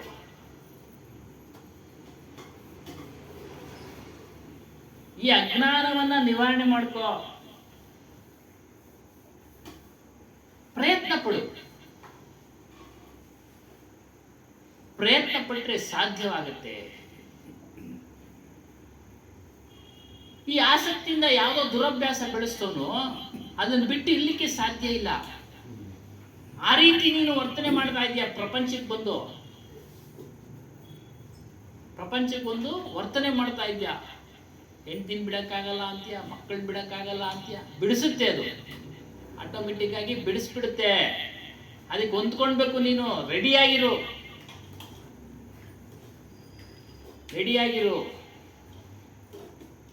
ಅದಕ್ಕೇನೆ ಅತಿಯಾದ ಮೋಹ, ಅತಿಯಾದ ರಾಗ ಇವೆಲ್ಲ ಮಾಡಕ್ಕೆ ಹೋಗ್ಬೇಡ. ಸಂಸಾರದಲ್ಲಿ ಬಂದಿದ್ಯಾ, ಋಣಾನುಬಂಧ ಪತ್ನಿ, ಮಕ್ಕಳು ಎಲ್ಲ ಇದ್ದಾರೆ. ಅವ್ರನ್ನ ಜವಾಬ್ದಾರಿಯಿಂದ, ಕರ್ತವ್ಯದ ಪ್ರಜ್ಞೆಯಿಂದ ಪೋಷಣೆ ಮಾಡಿ. ಬಿಡು ಅಂತ ಹೇಳಿಲ್ಲ ಕಬೀರ್ ಸಾಹೇಬ್. ಸುಮ್ಮನೆ ಇವಾಗ ಹೇಳಿ ಸರ್. ಜೀವಾತ್ಮ ಎರಡು ಇದ್ದಾಗ ಮಾತ್ರನೇ ಕನಸು ಕಾಣಕ್ಕಾಗುತ್ತೆ. ಜೀವಾನು ಜೀವಾತ್ಮ ಎರಡು ಒಂದೇ. ಅದು ಜೀವ ಅಂದ್ರೆ ಆತ್ಮ. ದೇಹ ದೇಹ ಅಂತಾರೆ. ದೇಹ ಮತ್ತು ಜೀವ, ಚೈತನ್ಯ ಪುರುಷ ಅನ್ಕೊಳ್ಳಿ. ಸರಿ. ಎರಡು ಇದ್ದಾಗ ನಾವು ಕನಸು ಕಾಣೋ ಅಂತದ್ದೇ ಒಂದು ಆಗುತ್ತೆ. ಹೌದು. ಇಲ್ಲ ಹೌದು. ಒಂದಿದ್ದು ಒಂದಿಲ್ಲ ಅಂದ್ರೂ ಆಗಲ್ವಲ್ಲ. ಆಗಲ್ಲ, ಖಂಡಿತ ಆಗಲ್ಲ. ಇವಾಗ ಚೇತನ ಒಬ್ಬನೇ ಬೇರೆ ಹೋಗ್ಬಿಟ್ರೆ ದೇಹದಿಂದ ಹಾ. ಅವನ ಕನಸು ಕಾಣಕ್ ಆಗುತ್ತೆ. ಸುಮ್ಮನೆ ಕಾಣೋದಕ್ಕೆ ಆಗೋದಿಲ್ಲ. ಅದನ್ನೇ ಹೇಳಿದ್ದೆ, ಅದೇ ವಿಚಾರನ ಹೇಳಿದ್ದೆ. ಈ ಶರೀರ ಹೊರಟೋದ ಮೇಲೆ ನೀನು ಆತ್ಮ ಸ್ವರೂಪನು ಅಂತ ನಾವು ಹೇಳ್ತಾ ಇದೀವಿ ಅಲ್ವರ. ಆತ್ಮನು ನೀನು, ಚೈತನ್ಯ ಪುರುಷನು ನೀನು ಅಂತ ಎಲ್ಲ ಹೇಳ್ತಾ ಇದೀವಿ. ಶರೀರಕ್ಕೆ ಜೀವಾನು ಅಂತ ಹೇಳ್ತಾರಲ್ಲ. ಹೇಳ್ತಾರೆ, ಸಮಯ ಸಂದರ್ಭಾನುಸಾರ ಹೇಳ್ತಾರೆ. ಶರೀರ ಜೀವ ಹೊರಟೋಯ್ತು ಅಂತ ಹೇಳ್ತಾರೆ. ಇರ್ಲಿ, ವಿಚಾರ ಮಾಡೋಣ. ನೀನು ಎಚ್ಚರಗೊಂಡು ಇನ್ನೊಬ್ಬರಿಗೆ ಹೇಳೋದಕ್ಕೆ ಇಂದ್ರಿಯಗಳು ಬೇಕಲ್ಲ ನಿಮಗೆ. ಸತ್ತೋದ್ಮೇಲೆ ಇಂದ್ರಿಯಗಳು ಇರಲ್ಲ. ಇಂದ್ರಿಯಗಳು ಕೆಲಸ ಮಾಡಲ್ಲ, ಅವು ನಾಶ ಆಗಿರ್ತವೆ. ಅವು ಸಹ ನಾಶ ಆಗಿರ್ತವೆ. ಹಾಗಾಗಿ ಸೂಕ್ಷ್ಮೇಂದ್ರಿಯಗಳು ಇರ್ತಾವಲ್ಲ. ಯಾವ ಸೂಕ್ಷ್ಮೇಂದ್ರಿಯ ಹೇಳ್ತವೆ? ಸ್ವಪ್ನನ ಕ್ರಿಯೇಟ್ ಮಾಡೋದು ಸೂಕ್ಷ್ಮೇಂದ್ರಿಯ ಹೇಳ್ತಾನೆ ನಮ್ಗೆ. ವಿತೌಟ್ ಪ್ಲಾಸ್ಟಿಕೇಟು ಆ ಸೂಕ್ಷ್ಮ ಇಂದ್ರಿಯ ಮೂಲಕ, ಹೌದು, ಸೂಕ್ಷ್ಮ ಇಂದ್ರಿಯ ಮೂಲಕ ಬಾಹ್ಯ ಇಂದ್ರಿಯಗಳು ಕೆಲಸ ಮಾಡಕ್ಕೆ ನಿಮ್ಗೆ ಕೈ, ಕಾಲು ಎಲ್ಲ ಇರ್ಬೇಕಲ್ಲ, ಹೇಳೋದಿಕ್ಕೆ ಬಾಯಿ ಇರ್ಬೇಕಲ್ಲ. ಏನಿಲ್ವಲ್ವಾ? ಸೂಕ್ಷ್ಮ ಇಂದ್ರಿಯ ಈಕ್ವಲ್ ಟು ಆತ್ಮಕ್ಕೆ ಹೋಲಿಸ್ತಾರೆ ಬೇರೆ ಬೇರೆ ಕಡೆ. ಆದ್ರೆ ಕಬೀರ್ ಸಾಹೇಬರ ವಿಚಾರದಲ್ಲಿ ಸೂಕ್ಷ್ಮ ಇಂದ್ರಿಯಗಳಿಗಿನ್ನ ಬೇರ್ಪಟ್ಟು ಅಂತಃಕರಣ ಚತುಷ್ಟಯ ಅವಸರ ಹೇಳಿದರು. ಮನಸ್ಸು, ಬುದ್ಧಿ, ಚಿತ್ತ, ಅಹಂಕಾರ ಇವುಗಳಿಗಿನ್ನ ಬೇರೆ ಇರದೆ ನಮ್ಮ ಅರಿವು, ನಮ್ಮ ಆತ್ಮ. ಹೇಗೆ ನಮ್ಮ ಮನಸ್ಸನ್ನು ಅರಿತಾ ಇದೆ, ನಮ್ಮ ಬುದ್ಧಿಯನ್ನು ಅರಿತಾ ಇದೆ, ನಮ್ಮ ಚಿತ್ತವನ್ನು ಅರಿತಾ ಇದೆ, ಅಹಂಕಾರವನ್ನು ಅರಿತಾ ಇದೆ, ದೇಹ ನಾನು ಅನ್ನೋ ಅಹಂಕಾರವನ್ನು ಅರಿತಾ ಇದೆ. ಪುರುಷ ಪ್ರಕೃತಿಗಿನ್ನೂ ಅರಿತಾ ಇದೆ. ಪುರುಷ ಪ್ರಕೃತಿಗಿನ್ನ ಸಪರೇಟ್. ಪುರುಷ ಅಂದ್ರೆ ಆತ್ಮ. ಪ್ರಕೃತಿಯಿಂದ ಇದೆಲ್ಲ, ಈ ದೇಹ ಮೊದಲುಕೊಂಡು ಇವೆಲ್ಲ ಪ್ರಕೃತಿಗಳು, ಇವೆಲ್ಲ ಪ್ರಕೃತಿಗಳು. ಒಂದೇ ಒಂದು ನಿಮಿಷ ಹೇಳಿ ಸ್ವಾಮಿ. ದೇಹದಿಂದ ಆತ್ಮ ಹೋದಾಗ ಹೋದ್ಮೇಲೆ ಬಹಳಷ್ಟು ಜನ ಒಂದು 15 ದಿವಸ ತಿರುಗ್ತಾ ಇರ್ತೈತ್ರಿ, 20 ದಿವಸ ತಿರುಗ್ತಾ ಇರ್ತೈತೆ, ಇನ್ನು 5 ದಿವಸ ಮನೆಗೆ ಇರ್ತೈತೆ, ಇದೆಲ್ಲ ಹೇಳ್ತಾರೆ. ಇದೆಲ್ಲ ಭ್ರಮಣ, ಇಲ್ಲಿ ಕಲ್ಪನೆ. ಪುರಾಣಗಳಲ್ಲಿ, ಗ್ರಂಥಗಳಲ್ಲಿ ತಿಳಿಸಿದರೆ, ಗರುಡ ಪುರಾಣದಲ್ಲಿ ಹೌದು ತಿಳಿಸಿದ್ದಾರೆ, ಇಲ್ಲ ಅಂತ ಹೇಳಿಲ್ಲ, ಅದು ಸುತುದ ಇರ್ತವೆ ಅಂತ. ಆದರೆ ಕಬೀರ್ ಸಾಹೇಬ್ರ ಪ್ರಕಾರ, ಕಬೀರ್ ಸಾಹೇಬರ ಸಿದ್ಧಾಂತದ ಪ್ರಕಾರ ಆತ್ಮನು ದೇಹವನ್ನು ಬಿಟ್ಟ ಮೇಲೆ ಇನ್ನೊಂದು ದೇಹಕ್ಕೆ ಹೋಗೋಕ್ಕೆ ಸಮಯ ತೆಗೆದುಕೊಳ್ಳುತ್ತೆ. ಆ ಸಮಯದವರೆಗೂ ಅಲ್ಲೇ ಅವನು ಸ್ಥಿತವಾಗಿರ್ತಾನೆ, ತನ್ನ ಆತ್ಮನಲ್ಲೇ ಸ್ಥಿತವಾಗಿರ್ತಾನೆ. ಸಮಯ ಅಂದ್ರೆ 1 ವರ್ಷನ 2 ವರ್ಷ ಅದು ಹೇಳಲಿಕ್ಕಾಗದಿಲ್ಲ, ಅವರವ್ರ ಕರ್ಮಾನುಸಾರ, ಅವರವ್ರ ಕರ್ಮಾನುಸಾರ. ಸ್ಥಳ ಬೇಕಲ್ಲ ಅಲ್ಲಿ ಹೋಗಕ್ಕೆ, ಮನೆ ಬೇಕಲ್ಲ, ಬರಿಬೇಕು, ಅವ್ರಿಗೆ ಕರ್ಮಕ್ಕೆ ತಕ್ಕಂಗಿರೋ ಸಿಗ್ಬೇಕಲ್ಲ. ಅದೇ ಅದನ್ನೇ ಹೇಳ್ತಾರೆ. ಈ ಕರ್ಮ ತನಕ ಅದನ್ನು ಹುಡ್ಕೊಂಡು ಹೋಗ್ಬೇಕಾ? ಹೌದು, ಅದೇ ಹುಡ್ಕೊಂತಿದ್ದೆ ಅದು. ಅದೇ ಹುಡುಕೊಂತಿದೆ, ಅದೇ ಹೋಗ್ಬಿಡುತ್ತೆ. ನೀವು ಮಾಡಿದ ಕರ್ಮಾನುಕ ಅನುಗುಣವಾಗಿ ಅದೇ ಹೊರಟೋಗುತ್ತೆ. ಮತ್ತೆ ಇದೆಲ್ಲ ಹೆಂಗೆ ಸ್ವಾಮಿ? ಗಾಳಿ ಒಳಗೈತೆ ಆತ್ಮಗಳು, ಪ್ರೇತಾತ್ಮ ಅಂತ ಹೇಳ್ತಾರೆ, ಅದು ನಿರೂಪಣೆ ಆಗೋದಿಲ್ಲ. ನಂಬಿದ್ರೆ ನಂಬಬಹುದು, ಬಿಟ್ರೆ ಬಿಡ್ಬೋದು. ಕಬೀರ್ ಸಾಹೇಬ್ರು ಅದನ್ನೆಲ್ಲ ಒಪ್ಪೋದಿಲ್ಲ. ಖಚಿತ ಯಾವ್ದು ನಮಗೆ ಖಚಿತ ಯಾವುದು ಅಂತ ನಮ್ಮ ನಂಬಿಕೆ ಮೇಲೆ ಹೋಗುತ್ತೆ ಇದು. ನಮ್ಮ ನಂಬಿಕೆ ಮೇಲೆ ಇದೆ ಅಂದ್ರೆ ಇದೆ, ಇಲ್ಲ ಅಂದ್ರೆ ಇಲ್ಲ, ಅಷ್ಟೇ. ನಾನು ಹೇಳೋದು ಕಬೀರ ತತ್ವದಲ್ಲಿ ಇದು ಖಚಿತನ ಇಲ್ಲ ಅಂತ ಇಲ್ಲ ಅಂತ ಹೇಳ್ತಾ ಇಲ್ಲ. ಇಲ್ಲ, ಐತೆ ಅಂದ್ರೂ ಹಾ. ಇನ್ನೊಂದು ಜನ್ಮ ಸಿಕ್ಕೋ, ಅದು ಬೇಕಾಗಿರೋದು. ಕರ್ಮಾನುಸಾರ ಇನ್ನೊಂದು ಶರೀರ ಸಿಕ್ಕೋರ್ಗು ಅದು ಈಚೆ ಓಡಾಡ್ತೈತೆ, ಆಮೇಲೆ ಅದು ಉಡ್ಕೊಂಡು ಹೋಗ್ತೈತೆ ಅಂತ ಹೇಳಿದ್ರಿ ಈಗ ಅದು. 1000 ಜನ 1000 ತರ ಹೇಳಿ ಸಮಯ. ನಮ್ಮ ಪೀಠದ ಪ್ರಕಾರ ಅದು ಖಚಿತನ ಇಲ್ಲ ಅಂತ ಇಲ್ಲ ಇಲ್ಲ ಇಲ್ಲ ತಾನೆ, ಇಲ್ಲ. ಅಷ್ಟು ನಮಗೆ ಬೇಕಾಗಿರೋದು. ಇಲ್ಲ. ಅದಿಲ್ಲ ಅಂದ್ಮೇಲೆ ಪುನಃ ಇನ್ನೊಂದು ಜನ್ಮ ಅದು ಇದು ಬರೋದಿಲ್ಲ. ಅವಾಗ ಸತ್ಮೇಲೆ ಇನ್ನೊಂದು ಜನ್ಮ ಸಿಗ್ತೈತೆ ಅನ್ನೋದು ಪ್ರಶ್ನೆ ಬರೋದಿಲ್ಲ.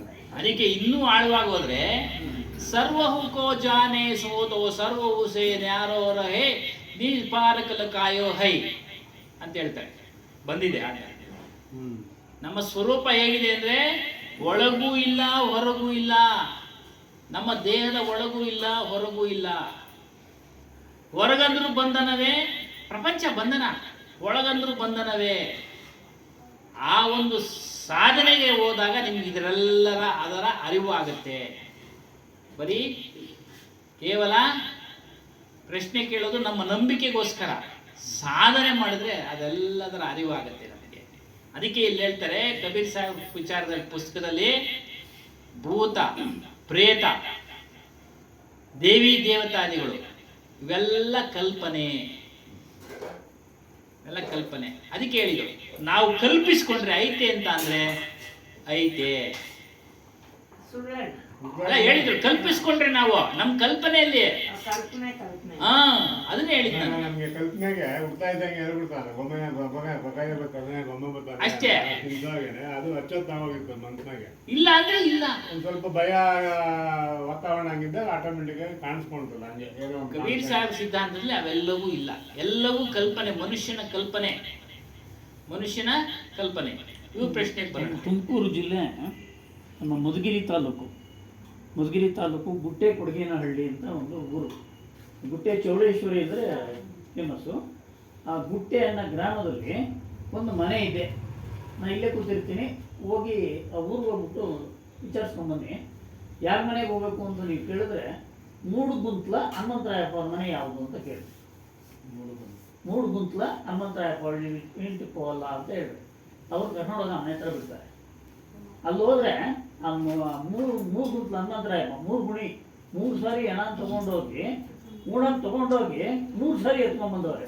ಡಾಕ್ಟ್ರು ಚೆಕಪ್ ಮಾಡಿ ಹೋಗ್ಬಿಟ್ಟವನೆ ಅಂತ ಸರ್ಟಿಫೈ ಮಾಡಿರೋ ಬಾಡಿ ಆಮೇಲೆ ಬಂದು 5 ವರ್ಷ 10 ವರ್ಷ ಬದುಕಿದ್ದ. ಅದಕ್ಕೆ ಆತನ ಹೆಸರು ಹುಡುಗಿ ಇವರು ಹನುಮಂತರಾಯಪ್ಪ ಅನ್ನೋರ ಮನೆ ಸಿಕ್ಕಾಪಟ್ಟೆ ಅಲ್ಲಿ. ಅದಕ್ಕೆ ಯಾವ ಮನೆ ಅಂತ ಕೇಳಿದ್ರೆ ಹುಡುಗರು ಹನುಮಂತರಾಯಪ್ಪ ಅಂತ ಹೇಳಿದ್ರೆ ಮನೆ ಹತ್ರ ಕರ್ಕೊಂಡು ಹೋಗ್ರು. ಇದು ಏನು ಅನ್ನೋದು ಆಶ್ಚರ್ಯ. ಅಲ್ಲಿಗೆ ಆತ್ಮ ಅಂತಕ್ಕಂಥದ್ದು ಒಂದಷ್ಟು ಅವಧಿಗಳ ಕಾಲ ಸುತ್ತಾನೆ ಇರುತ್ತಾ? ಇವು ನೀನು ಈ ಕಡೆ ಕೂತ್ಕೊಂಡು ಪಡಿಸ್ರಪ್ಪಂಡ ఏమి అమెరికా కాదు రష్యా కాదు గుర్తుకొడకేనా కాదు ఇది ఊరికే చెప్పేవాడు చెప్తాను. ಇನ್ನು ಸಮಯ ಇರುತ್ತೆ, ಬಂದು ಜೀವನ ಮಾಡ್ತಾನೆ ಸ್ವಾಮಿ, ಋಣ ಇರುತ್ತೆ ಅಷ್ಟೇ. ಅಷ್ಟೇ ತಿಳ್ಕೊಂಡು ಸ್ವಾಮಿ. ಅಷ್ಟೇ.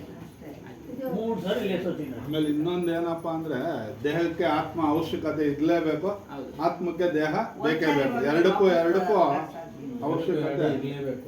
ಎರಡಕ್ಕೂ ಒಂದಕ್ಕೊಂದು ಬೇಕೇ ದೇಹ ಬೇಕು. ಇದ್ಮೇಲೆ ಆತ್ಮ ಇದೆ ಆದ್ಮೇಲೆ ಪ್ರೇತಾತ್ಮ ಇರ್ತಾವಣ, ದೇಹ ಅಂತ ಬೇಕೇ ಬೇಕಲ್ಲ. ನಮ್ಮ ಆಮೇಲೆ ಒಂದು ಆತ್ಮ ಇರೋದು ಇನ್ನೊಂದು ಆತ್ಮ ಸೇರಲ್ಲ. ನಾವು ಸಂಸ್ಕೃತ್ ಪಾಠಕ್ಕೆ ಹೋಗ್ತಿದ್ವಿ. ಆಗ ಅವ್ರ ತಾಯಿಯವ್ರು ತೀರೋದು, ಸಾವಿತ್ರಮ್ಮ. ಅವ್ರ ಮನೆ ಕೆಲಸದಾಳು ಸಾವಿತ್ರಮ್ಮ. ಹೊರಟೋಗೈತೆ ಜೀವ ಹೊರಟೋಗೈತೆ.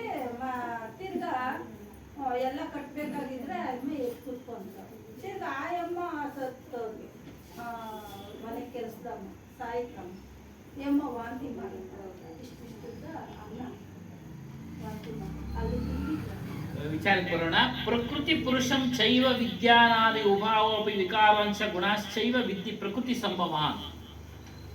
ಅಧ್ಯಾಯ 13 19ನೇ ಶ್ಲೋಕ ಏನ್ ಹೇಳ್ತಾರೆ ಅರ್ಥ ಅಂದ್ರೆ, ಕೃಷ್ಣ ಹೇಳೋದು ಪ್ರಕೃತಿ ಮತ್ತು ಪುರುಷ ಅನಾದಿ.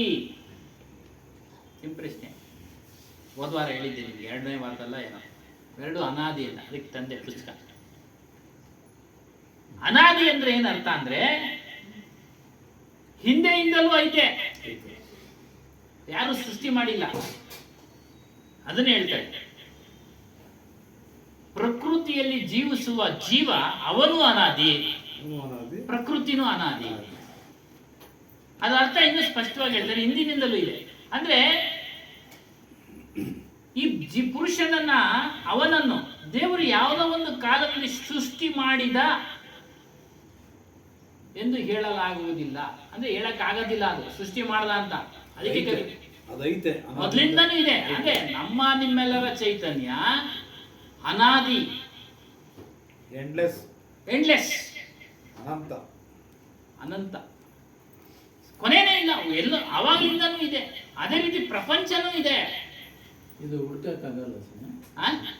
ಇದು ಅನಂತ. ಇದೆ. ಏನ್ ಪ್ರಶ್ನೆ ಹುಡುಕದ ಸಂಶೋಧನೆ ಮಾಡಕ್ ಆಗಲ್ಲ ಇದ್ರ ಬಗ್ಗೆ. ಸಂಶೋಧನೆ ಅಂದ್ರೆ ಲಾಸ್ಟ್ ಅನಂತ ಪದ್ಮನಾಭ ವೃತ ಅಂತ ಬಂತು. ಅನಂತ ಪದ್ಮನಾಭ ವೃತ ಅಂತ ಏನಕ್ಕೆ ಬಂತು ಅಂದ್ರೆ, ಫಸ್ಟ್ ಇದನ್ನ ವಿಷ್ಣು ಕಂಡಿಡ್ದ, ಅದಕ್ಕೆ ಅವನು ಅನಂತ ಪದ್ಮನಾಭ ಅಂತ ಒಂದು ಹೆಸರೈತೆ. ರಿಸರ್ಚ್ ಮಾಡವ್ರೆ. ನಾನು ಅದಲ್ಲ ಸರ್, ವಿಷ್ಣು ಅಂತ. ಇದನ್ನ ನಾವು ಇದು ಆದಿಕಾಲ ಅಂತ ಯಾವುದೋ ಒಂದು ವಸ್ತು ಹೇಳ್ತೇವೆ ಅನಾದಿ ಅಂದಾಗ, ಆ ಅನಾದಿನ ನಾವು ಹುಡ್ಕಕ್ ಆಗುತ್ತಾ ಇಲ್ಲ ಅಂತ ಅಷ್ಟೇ. ಹುಡುಕೋದಿಕ್ಕೆ ಸಾಧ್ಯ ಇಲ್ಲ. ಅನಾದಿ ಅಂದ್ಮೇಲೆ ಯಾರು ಮಾಡಿಲ್ಲ, ಹುಡ್ಕಕ್ ಪ್ರಯತ್ನ ಪಡ. ಇಲ್ಲ ವಿಷ್ಣು ಕಂಡಿಡ್ದ ಅಂದ್ರೆ ಆ ಹೆಸರಲ್ಲಿ ಅವನಿಗೆ ಬಿರುದು ಕೊಟ್ರು. ವಿಷ್ಣು ಕಂಡಿಡ ಅಂತ ಯಾರು ಬರ್ತಿತ್ತು? ಅದೇ ಹೇಳಿದ್ದು ವಿಷ್ಣು. ಯಾರು ಬರ್ತಿದ್ದು ಸ್ವಾಮಿ? ಆಮೇಲೆ ವಿಷ್ಣು ಆದ್ಮೇಲೆ ವಿಷ್ಣು ಅದನ್ನ ಬರ್ದವ್ರು ಯಾರು? ಅನುಯಾಯಿ ನೋಡಿದ್ರ ನೀವು? ಇಲ್ಲ. ಮತ್ತೆ ಅದೇ ಹೇಳಿದ್ದೆ ನೋಡಿ, ನಿಮ್ಮ ವಿಚಾರಕ್ಕೆ ಒಂದು ಕತೆ ಹೇಳ್ಬಿಡ್ತೀನಿ ಇವಾಗ. ಕತೆ ಹೇಳ್ಬಿಡ್ತೀನಿ. ಯಾರು ನೋಡಿಲ್ಲ, ವಿಷ್ಣುನು ಕಲ್ಪನೆ ಅಂತಾನೆ ಹೇಳ್ತಾರೆ ಕಬೀರ್ ಸಾಹೇಬ್ರು. ನಾವು ಕಲ್ಪಿಸ್ಕೊಂಡಿರೋದು. ಒಂದು ಕತೆ ಹೇಳ್ತೀನಿ ಅದಕ್ಕೆ ನಿಮ್ಗೆ ಸಮರ್ಥನೆ ಕೊಡೋದಕ್ಕೆ. ಯಾಜ್ಞವಲ್ಕರು ಕೇಳಿದ್ದೀರಾ? ಯಜ್ಞಾವಲ್ಕ ಇರ್ಲಿ. ಯಾರ ಕಾಲದಲ್ಲಿದ್ದ? ಗೊತ್ತಿಲ್ಲ. ಜನಕನ ರಾಜನ ಆಸ್ಥಾನದಲ್ಲಿ ಅವರು ಮಹಾಪಂಡಿತ, ಆತ್ಮಜ್ಞಾನಿ ಅವನು. ಜನಕರಾಜನು ಆತ್ಮಜ್ಞಾನಿನೇ. ಒಂದು ದಿನ ಜನಕರಾಜನು ಒಂದು ವಿಚಾರವನ್ನ ಇಟ್ಟ. ಏನು? ಆತ್ಮಜ್ಞಾನದ ವಿಚಾರವನ್ನ ಇಟ್ಟ. ಏನದು? ಪ್ರಪಂಚವನ್ನ ಯಾರು ಸೃಷ್ಟಿ ಮಾಡಿದರು?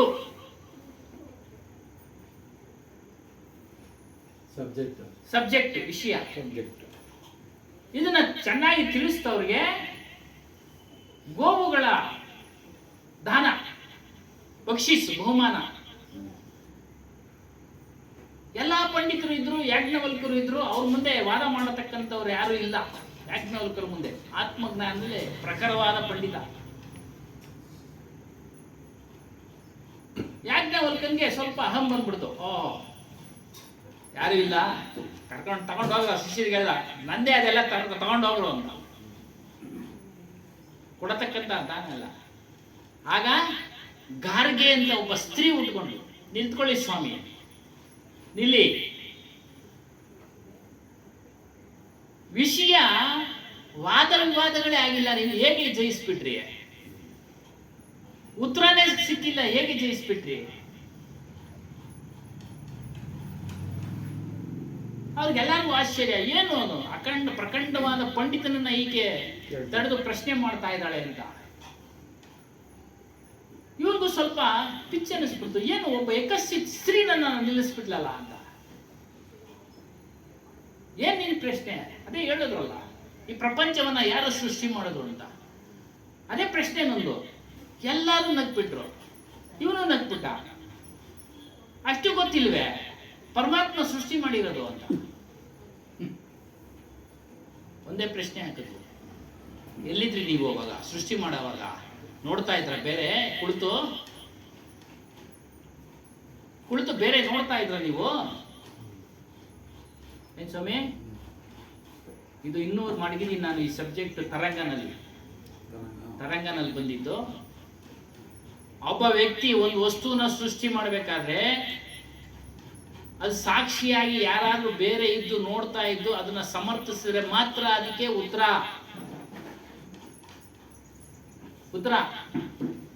ನೀವೆಲ್ಲಿ ಕುಳಿತಿದ್ರಿ? ಉತ್ತರನೇ ಇಲ್ಲ ಅವ್ರ ಹತ್ರ. ಪರಮಾತ್ಮ ಬೇರೆ ಇದ್ದು ಸೃಷ್ಟಿ ಮಾಡ್ದ ಅಂತ ಹೇಳ್ತಿರಲ್ಲ, ನೀವು ಎಲ್ಲಿ ಕುಳಿತು ನೋಡ್ತಾ ಇದ್ರಿ ಸಾಕ್ಷಿಯಾಗಿ ಅಂತ ಕೇಳಿ, ಉತ್ತರ ಇಲ್ಲ ಅವ್ರ ಹತ್ರ. ಆಯ್ತಾ? ಅಲ್ಲಿಗೆ ಸಬ್ಜೆಕ್ಟ್ ಕ್ಲೋಸ್ ಆಗಿದೆ. ಅಂದ್ರೆ ಅನಾದಿ ಅನ್ನೋ ವಿಚಾರಕ್ಕೆ ನಾನು ಹೇಳ್ತಾ ಇದ್ದೀನಿ. ಗೋವುಗಳು ಕೊಳ್ಳಿಲ್ಲ. ಅಲ್ಲ, ಗೋವುಗಳು ಕೊಟ್ಟರು ತಗೊಂಡೋದ್ರು ಬಿಡಿ, ಅದು ಪ್ರಶ್ನೆ ವಿಚಾರ. ಅಲ್ಲಿಗೆ ಕೊನೆ ಆಗೋದು. ಅಂದ್ರೆ ಅನಾದಿ ಅನ್ನೋದಕ್ಕೆ ನಾನು ಉದಾಹರಣೆ ಕೊಡ್ತಾ ಇದ್ದೀನಿ. ಇವ್ರು ಹೇಳಿದ್ರಲ್ಲ, ವಿಷ್ಣು ಈ ರೀತಿ ಹುಡ್ತಾ ಹೇಳಿದ್ರೆ ಸಬ್ಜೆಕ್ಟ್ ಇಲ್ಲ, ಅವನು ರಿಸರ್ಚ್ ನಲ್ಲಿ ಅವನು ಫಸ್ಟ್ ಹೇಳ್ದ. ಇವಾಗ ನಾವು ಒಬ್ಬೇನೋ ಒಂದು ಕಂಡಿಡಿದು ಹೇಳ್ತಾರಲ್ಲ, ಈ ಸ್ವಾಮಿಗಳು ಏನೋ ಒಂದು ಹೇಳ್ತಾರಲ್ಲ, ಹಂಗ ಅವನು ಅವಾಗ ಹೇಳ. ಅದನ್ನ ಬರ್ದಿರೋದು ಯಾರು ಅಂತಕ್ಕಂತಂದ್ರೆ ಮನುಷ್ಯ. ಯಾಕಂದ್ರೆ ಇದು ಸುಳ್ಳಾಗ್ಬಿಡುತ್ತೆ ಅವಾಗ. ಕೃಷ್ಣನೇ ಹೇಳಿದ್ರು. ಕೃಷ್ಣ ಯಾರ ಅವತಾರ ಅಂತೀವಿ ನಾವು? ವಿಷ್ಣುವಿನ ಅವತಾರ ಅಂತೀವಿ. ಅವನೇ ಹೇಳಿದ್ದಾನೆ, ಅವರೇ ಕೊಟ್ಟಿದ್ದಾರೆ. ಏನೋ ಪ್ರಕೃತಿ ಪುರುಷ ಅನಾದಿ. ದೇವರು ಯಾರೋ ಸೃಷ್ಟಿದಾನೆ ಅಂದ್ರೆ ಹೇಳಲಾಗುವುದಿಲ್ಲ. ಹಿಂದೆ ಇರ್ಲಿಲ್ಲ ಅಂತಾನೆ ಹೇಳಕ್ಕಾಗಲ್ಲ. ಇದ್ದ ಸೃಷ್ಟಿ ಆಗ್ಬೇಕಾದ್ರೆ ಅದರಿಂದ ಆಚೆ ಇರ್ಬೇಕಣ್ಣ. ಹೌದಾ? ನೋಡಿ, ಇದನ್ನ ಸೃಷ್ಟಿ ಮಾಡಿದ್ದೆ ಯಾರು?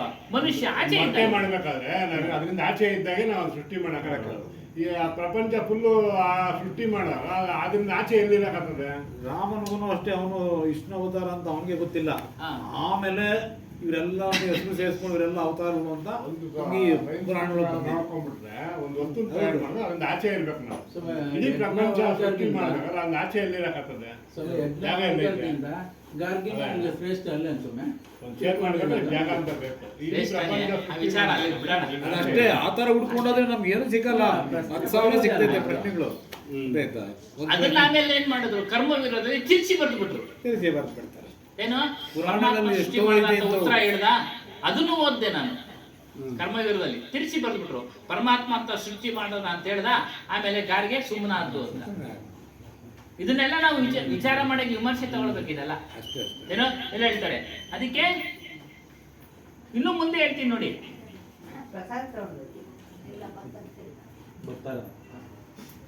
ಏನು ಸೃಷ್ಟಿ ಮಾಡಿದ ಅಂದ್ರೆ ಪ್ರಶ್ನೆ ಉದ್ಭವ ಆಗುತ್ತೆ. ಯಾವ ಪ್ರಶ್ನೆ? ಕೆಲವರು ಮೂರ್ಖರನ್ನಾಗಿ ಯಾಕೆ ಸೃಷ್ಟಿ ಮಾಡ್ದ? ಕೆಲವ್ರನ್ನ ಬುದ್ಧಿವಂತರನ್ನಾಗಿ ಯಾಕೆ ಸೃಷ್ಟಿ ಮಾಡ್ದ? ಅವರೇ ಹಾಕಿರೋದು ವಿವರಣೆ. ಪಕ್ಷಪಾತ ಯಾಕೆ ಮಾಡ್ದ? ಕೆಲವರು ಶ್ರೀಮಂತರನ್ನಾಗಿ ಯಾಕೆ ಸೃಷ್ಟಿ ಮಾಡ್ದ? ಕೆಲವರು ಬಡವನಾಗಿ ಯಾಕೆ ಸೃಷ್ಟಿ ಮಾಡ್ದ? ಕೆಲವರು ವಿದ್ಯಾವಂತನ ಯಾಕೆ ಸೃಷ್ಟಿ ಮಾಡ್ದ? ಅವಿದ್ಯಾವಂತನ ಯಾಕೆ ಸೃಷ್ಟಿ ಮಾಡ್ದ? ಪ್ರಶ್ನೆ ಹುಟ್ಟುತ್ತದೆ. ಆದ ಕಾರಣ ಜೀವರು ಅಂದ್ರೆ ಆತ್ಮರು ಯಾವಾಗಲೂ ಇದ್ದರು. ಯಾವಾಗಲೂ ಯಾರು ಸೃಷ್ಟಿ ಮಾಡಲಿಲ್ಲ. ವಿಚಾರ ಗೀತೆನಲ್ಲೇ ಹೇಳಿದ್ದಾರೆ, ಯಾರು ಸೃಷ್ಟಿ ಮಾಡಿಲ್ಲ. ಆಗ್ಲೇ ಹೇಳಿದ್ವಲ್ಲ, ಜೀವನು ಒಂದು ದೇಹದೊಳಗೆ ಸೇರ್ಕೊಂಡು ಸಕಾಮ ಕರ್ಮಗಳನ್ನ ಮಾಡ್ತಾನೆ, ಇಚ್ಛೆ ಪಟ್ಟು ಕರ್ಮಗಳನ್ನ ಮಾಡ್ತಾನೆ. ಆಗ ಅವನಿಗೆ ದೇಹ ಧಾರಣೆ ಆಗುತ್ತೆ. ಅವನು ಇಚ್ಛೆ ಪಡ್ತಾನೆ ಪ್ರಾಣಿಗಳ ದೇಹ ಆಗ್ಬೇಕು ಅಂತ, ಅಥವಾ ಅವನ ಕರ್ಮಾನುಸಾರ ಗೊತ್ತಿಲ್ಲದೆ, ಅದಕ್ಕೆ ಹೇಳಿದ್ರು ಅದೃಶ್ಯ ಬಂಧನ ವಿಚಾರದಲ್ಲಿ, ಗೊತ್ತಿಲ್ಲದೆ ಕರ್ಮಗಳನ್ನ ಮಾಡ್ತಾನೆ. ಪ್ರಾಣಿ ಜನ್ಮಕ್ಕೆ ಹೋಗ್ತಾನೆ. ಜಡಭರ್ತನ ಕತೆ, ಯಾರೇನ್ ಬೇಕಾರಾಗ್ತದೆ ಅವ್ನ ಕರ್ಮಾನುಸಾರ ಜನ್ಮ. ಜಡಭರ್ತನ ಕತೆ ಗೊತ್ತಾ? ಇಲ್ಲ, ಗೊತ್ತಿಲ್ಲ. ಜಡಭರ್ತನ ಕತೆ ಸಣ್ಣದಾಗಿ ಹೇಳಿ ಮುಗಿಸ್ಬಿಡೋಣ. ಜಡಭರ್ತ ಒಬ್ಬ ರಾಜ. 4 ಆಶ್ರಮಗಳಿದಾವೆ ಪುರಾಣಗಳಲ್ಲಿ: ಬ್ರಹ್ಮಚರ್ಯ, ಗೃಹಸ್ಥ, ವಾನಪ್ರಸ್ಥ, ಸನ್ಯಾಸ. ಬಾಲ್ಯದಲ್ಲಿ ಬ್ರಹ್ಮಚರ್ಯ, ಗೃಹಸ್ಥ ಧರ್ಮ ಮದುವೆ ಆದಮೇಲೆ, ವಾನಪ್ರಸ್ಥ ರಿಟೈರ್ಡ್ ತಗೊಳ್ಬೇಕು, ಮಹಾಪ್ರಸ್ಥಾನ ಲಾಸ್ಟ್ಗೆ. ಮಹಾಪ್ರಸ್ಥಾನ ಯಾವುದು? ಸನ್ಯಾಸ. ಹೋಗೋದು ಪ್ರಸ್ಥಾನ ಸನ್ಯಾಸ ಎಲ್ಲ ಆದ್ಮೇಲೆ ಮಹಾಪ್ರಸ್ಥಾನ ಅಂದ್ರೆ ಹೋಗೋದು, ಆಮೇಲೆ ಬಿಡಿ. ಇಷ್ಟು 4 ಆಶ್ರಮಗಳಲ್ಲಿ ತಿಳಿಸಿರೋದು. ವಾನಪ್ರಸ್ಥಾಶ್ರಮ ಸ್ವೀಕರಿಸ್ತಾನೆ, ರಿಟೈರ್ಡ್ ಮಾಡ್ಕೊಳ್ತಾನೆ. ರಾಜ್ಯಭಾರನೆಲ್ಲ ಮಕ್ಕಳು ಕೊಟ್ಟು ಅವನೊಬ್ಬನೇ ಹೋಗಿ ಕಾಡಿನಲ್ಲಿ ಜಪ ಧ್ಯಾನ ಇವುಗಳನ್ನೆಲ್ಲ ಮಾಡ್ಕೊಂಡು ಕುಂತಿರ್ತಾನೆ. ಅವನು ಗುಡಿಸಿಲಿನ ಪಕ್ಕದಲ್ಲಿ ಒಂದು ನದಿ ಹರಿತಾ ಇರುತ್ತೆ. ಒಮ್ಮೆ ಒಂದು ಹುಲಿ ಒಂದು ಜಿಂಕೆನ, ತುಂಬು ಗರ್ಭಿಣ ಜಿಂಕೆನ ಅಟ್ಟಿಸ್ಕೊಂಡು ಬರ್ತಾ ಇರುತ್ತೆ. ಈ ತಾಯಿ ಜಿಂಕೆ ನದಿ ದಾಟಬೇಕಾದ್ರೆ ಹಾರುತ್ತೆ. ಅದು ಮಧ್ಯದಲ್ಲಿ ನದಿನಲ್ಲಿ ಬಿದ್ದೋಗ್ಬಿಟ್ಟು ಅಲ್ಲೇ ಪ್ರಸವ ಆಗ್ಬಿಟ್ಟು ಒಂದು ಮರಿಗೆ ಜನ್ಮ ಕೊಟ್ಬಿಟ್ಟಿದೆ. ನೋಡ್ತಾ ಇರ್ತಾನೆ ಅದನ್ನ. ಪ್ರಸವ ಕೊಟ್ಮೇಲೆ ಆ ಮರಿ ಜಿಂಕೆ ಇನ್ನ ಈಗ ತಾನೇ ಹುಟ್ಟಿದೆ ಅಂತೇಳಿ ಅದನ್ನ ಕರುಣೆಯಿಂದ ಎತ್ತಿ ತಗೊಂಡ್ಬಂದು ಸಾಕ್ತಾನೆ. ಸಾಕಿ ಅದ್ರ ಮೇಲೆ ಮೋಹ ಬಂದ್ಬಿಡ್ತು ಅವನಿಗೆ. ಏನು ರಾಗ ಬಂದ್ಬಿಡ್ತು, ಮೋಹ ಬಂದ್ಬಿಡ್ತು. ಅದು ಬಿಟ್ಟಿಲ್ಲ ಅಂದ್ರೆ ಇದ್ದ ಚಪಾತ್ಯಾನ ಎಲ್ಲ ಹೊರಟೋಯ್ತು. ಇದು ಪೋಷಣೆಯಲ್ಲೇ ಕಾಲ ಕಳೀತಾ ಇದ್ದ. ಇವನ್ ಸಮಯ ಬಂದ್ಬಿಡ್ತು, ದೇಹ ಹೋಗೋ ಸಮಯ. ಈಗ ಅಷ್ಟೊತ್ತಿಗೆ ದೊಡ್ಡದಾಗಿತ್ತು ಈ ಜಿಂಕೆ. ದೊಡ್ಡದಾದ್ಮೇಲೆ ಸಹಜ ಗುಂಪು ಬಂದ್ಮೇಲೆ ಹೋಗೋದು. ಗುಂಪು ಬಂದ್ಬಿಡ್ತು, ಅದರದೇ ಗುಂಪು. ಅವು ವಾಸನೆ ಪ್ರಕಾರ ಹೊರಟೋಯ್ತು. ಇವನ್ ದೇಹ ಅಂತ್ಯ ಸಮಯ. ಅದಕ್ಕೇನೋ ಒಂದು ಹೆಸರು ಇಟ್ಟಿದ್ದ, ತುಳಸಿನೋ ಏನೋ. ತುಳಸಿ ಅಂತೇಳಿ ಅದ್ರ ನೆನಪಿನಲ್ಲೇ ಪ್ರಾಣ ಬಿಟ್ಬಿಟ್ಟು ವೆರಿ ನೆಕ್ಸ್ಟ್ ಅವನು ಜಿಂಕೆಯಾಗಿ ಹುಟ್ಬಿಡ್ತಾನೆ. ಯಾವುದೇ ನಮಕಾರ ವಾಸನೆ ಅದೇ ಜಿಂಕೆ ಅದೇ ಆಗಿ ಹುಟ್ಬಿಡ್ತಾನೆ. ಆದ್ರೆ ಇವನು ಪುಣ್ಯ ಕರ್ಮದಿಂದ ಅವನಿಗೆ ಎಲ್ಲ ನೆನಪಿನ ಶಕ್ತಿ ಇತ್ತು. ಮತ್ತೆ ಅದೇ ಜನ್ಮದಲ್ಲಿ ಮತ್ತೆ ಏನೋ ಮಾಡಿಕೊಂಡು ಮುಕ್ತನಾಗ್ತಾನೆ ಅಂತ ಹೇಳ್ತಾರೆ. ಅದರಿಂದ ಇಲ್ಲಿ ಏನೋ ಸೂಕ್ಷ್ಮಾವಸ್ಥೆಯಲ್ಲಿ ಇರ್ತಾನೆ ಆತ್ಮ, ಕಣ್ಣಿಗೆ ಕಾಣ್ದಂಗೆ. ಸ್ಥೂಲಾವಸ್ಥೆಗೆ ಅವನ ಕರ್ಮಾನುಸಾರ ದೇಹ ಧಾರಣೆ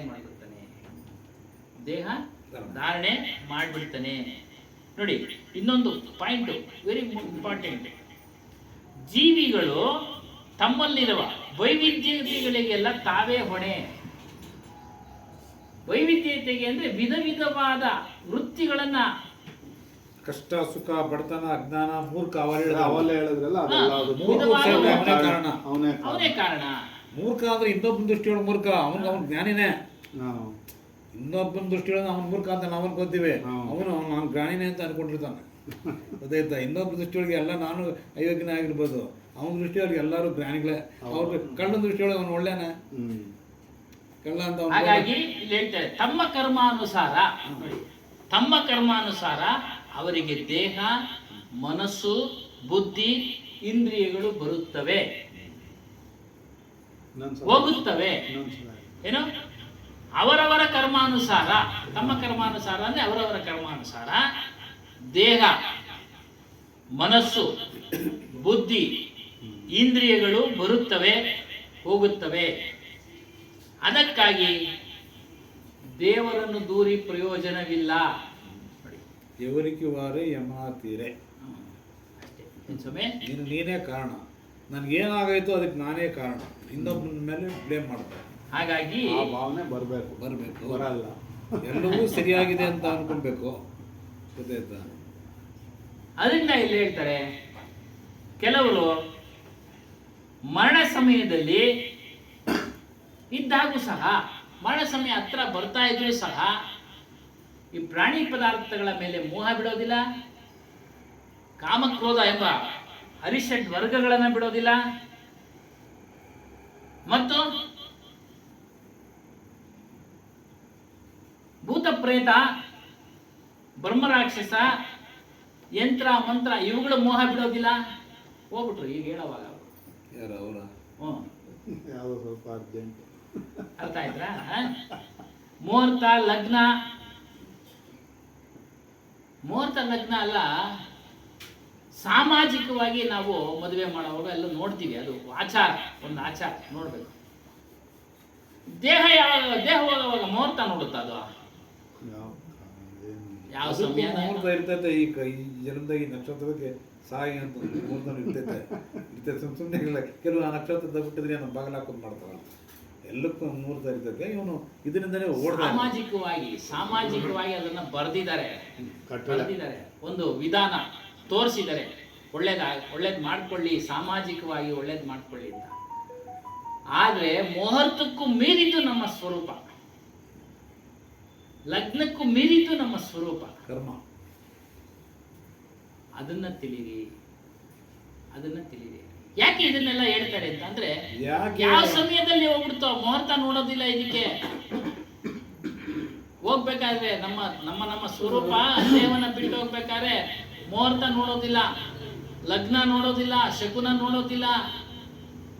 ಡ್ರೈವಿಂಗ್ ಮಾಡ್ತಾ ಇರೋವಾಗ ಓದುತ್ತೆ, ಹಾರ್ಟ್ ಅಟ್ಯಾಕ್. ಅವರೆಲ್ಲ ಪ್ಲೇನಲ್ಲಿ ಆಕ್ಸಿಡೆಂಟ್ ಆದ್ರೆ ಹೋಗ್ತೀವಿ ಅನ್ಕೊಂಡಿದ್ರು ಅವರೆಲ್ಲ. ಯಾಕೆ ಮುಹೂರ್ತಾನೆ ನೋಡ್ತಾನೆ ಯಾವಾಗೂ ಅಂದ್ರೆ, ಕರ್ಮ ಬದಲಾಯಿಸೋದು ತುಂಬ ಕಷ್ಟದ ಕೆಲಸ. ಅಟ್ಲೀಸ್ಟ್ ಒಂದು ಚೂರು ಸಣ್ಣ ವಿಚಾರ ಆದರೂ ಬದಲಾಯಿಸೋಕ್ಕೆ ಸಾಧ್ಯತೆ ಐತೆ ಅಂತ ಆ ಮುಹೂರ್ತ ಹುಡ್ಕೊಂಡು ಕೂತವ್ರು ಅಷ್ಟೇ. ಇಲ್ಲಿ ಹಾಸನ ಒಳಗೆ 10 ಜನ ಏನೋ ಪಾಪ ಗಣೇಶ ಇದ್ರಲ್ಲಿ ಒಂದೇ ಸರ್ತಿ ಅವ್ರಿಗೆ ಮುಹೂರ್ತ ಫಿಕ್ಸ್ ಕೂಡ ಬಂದೈತೆ. 9 ಜನ ಹೋದ್ರು, ಒಬ್ರು ಅಂದ್ರೆ ಅದ್ರ ಅರ್ಥ ಏನು ಅಂದ್ರೆ, ಅವ್ರು ಮಾಡಿರ್ತಕ್ಕಂಥ ಕರ್ಮಗಳಿದೆಯಲ್ಲ ಒಂದೇ ವಿಧವಾಗಿದ್ವು, ಅಲ್ಲಿ ಸಂಯುಕ್ತ ಸೇರಿದ್ರು, ಒಂದೇ ಸರಿ ಹೊರಟೋದ್ರು. ಅಲ್ಲ, ಅದೇನು ಸತ್ತೋಗೋದು ಕೆಟ್ಟ ವಿಚಾರ ಏನಲ್ಲ. ಸತ್ತೋದ ತಕ್ಷಣ ಕೆಟ್ಟದು, ಹುಟ್ಟಿದ ತಕ್ಷಣ ಒಳ್ಳೆಯದು, ಚೆನ್ನಾಗಿ ಬದುಕ್ಬಿಟ್ಟಿದ್ದೀನಿ ಅಂತ ಅನ್ನಲ್ಲ. ಎಲ್ಲವೂ ಶ್ರೇಷ್ಠವೇ. ಒಂದು ಕರ್ಮ ಮುಗಿದ ಮೇಲೆ ಏನು ಕೆಲಸ ಇಲ್ಲ ಅಂದ್ರೆ ಪ್ರಾಣ ಹಾಕೋದೆ ಓದಿದ್ದದು. ಕರ್ಮ ಬಾಕಿ ಇಲ್ಲಲ್ಲ, ನಗೋದು ತಿನ್ನೋದು ಬಾಕಿ ಇಲ್ಲ ಅಂದಮೇಲೆ ಏನೋ ಒಂದು ರೂಪ ಬಂದು ಕರ್ಕೊಂಡು ಹೋಗೋದಿರ್ಲಿ ಸ್ವಾಮಿ, ಮತ್ತೆ ಹುಟ್ಟಬಾರ್ದು ಅಂತ ನಾವಿಲ್ಲಿ ಚಿಂತನೆ ಮಾಡ್ತಾ ಇರೋದು. ಅದು ಕರ್ಕೊಂಡು ಹೋಗೋದು ಹೋಗುತ್ತೆ. ಮತ್ತೆ ಅರ್ಥ ಆಯ್ತಾ? ಮತ್ತೆ ಹುಟ್ಟಬಾರ್ದು ಅಂತೇಳಿ ನಾವಿಲ್ಲಿ ಸತ್ಸಂಗ ಮಾಡ್ತಾ ಇರೋದು. ಆ ಹುಟ್ಟುವಿಕೆನ ತಪ್ಪಿಸ್ಕೋ ಅಂತ. ಅದಕ್ಕೆ ಇದೀಗ ಜ್ಞಾನ ಬರಬೇಕು. ಸಾವಿನ ರಹಸ್ಯ ತಿಳ್ಕೊಬೇಕು, ಬದುಕಿನ ರಹಸ್ಯ ತಿಳ್ಕೊಬೇಕು. ಸಾವಿನ ರಹಸ್ಯ ಏನು? ಅಲ್ಲ, ನೀನ್ ರಹಸ್ಯ ನೆನ್ ತಿಳ್ಕೊಬೇಕು, ನಾನು ಹೆಂಗಿದ್ದೀನಿ ಅಂತ ತಿಳ್ಕೊಬೇಕು ಫಸ್ಟ್. ಅದನ್ನೇ ಹೇಳ್ತಾ ಇರೋದ್ವಲ್ಲ, ನಾನು ಯಾರು ಅವೆಲ್ಲ ಸುಲಭ ಆಗ್ತವೆ.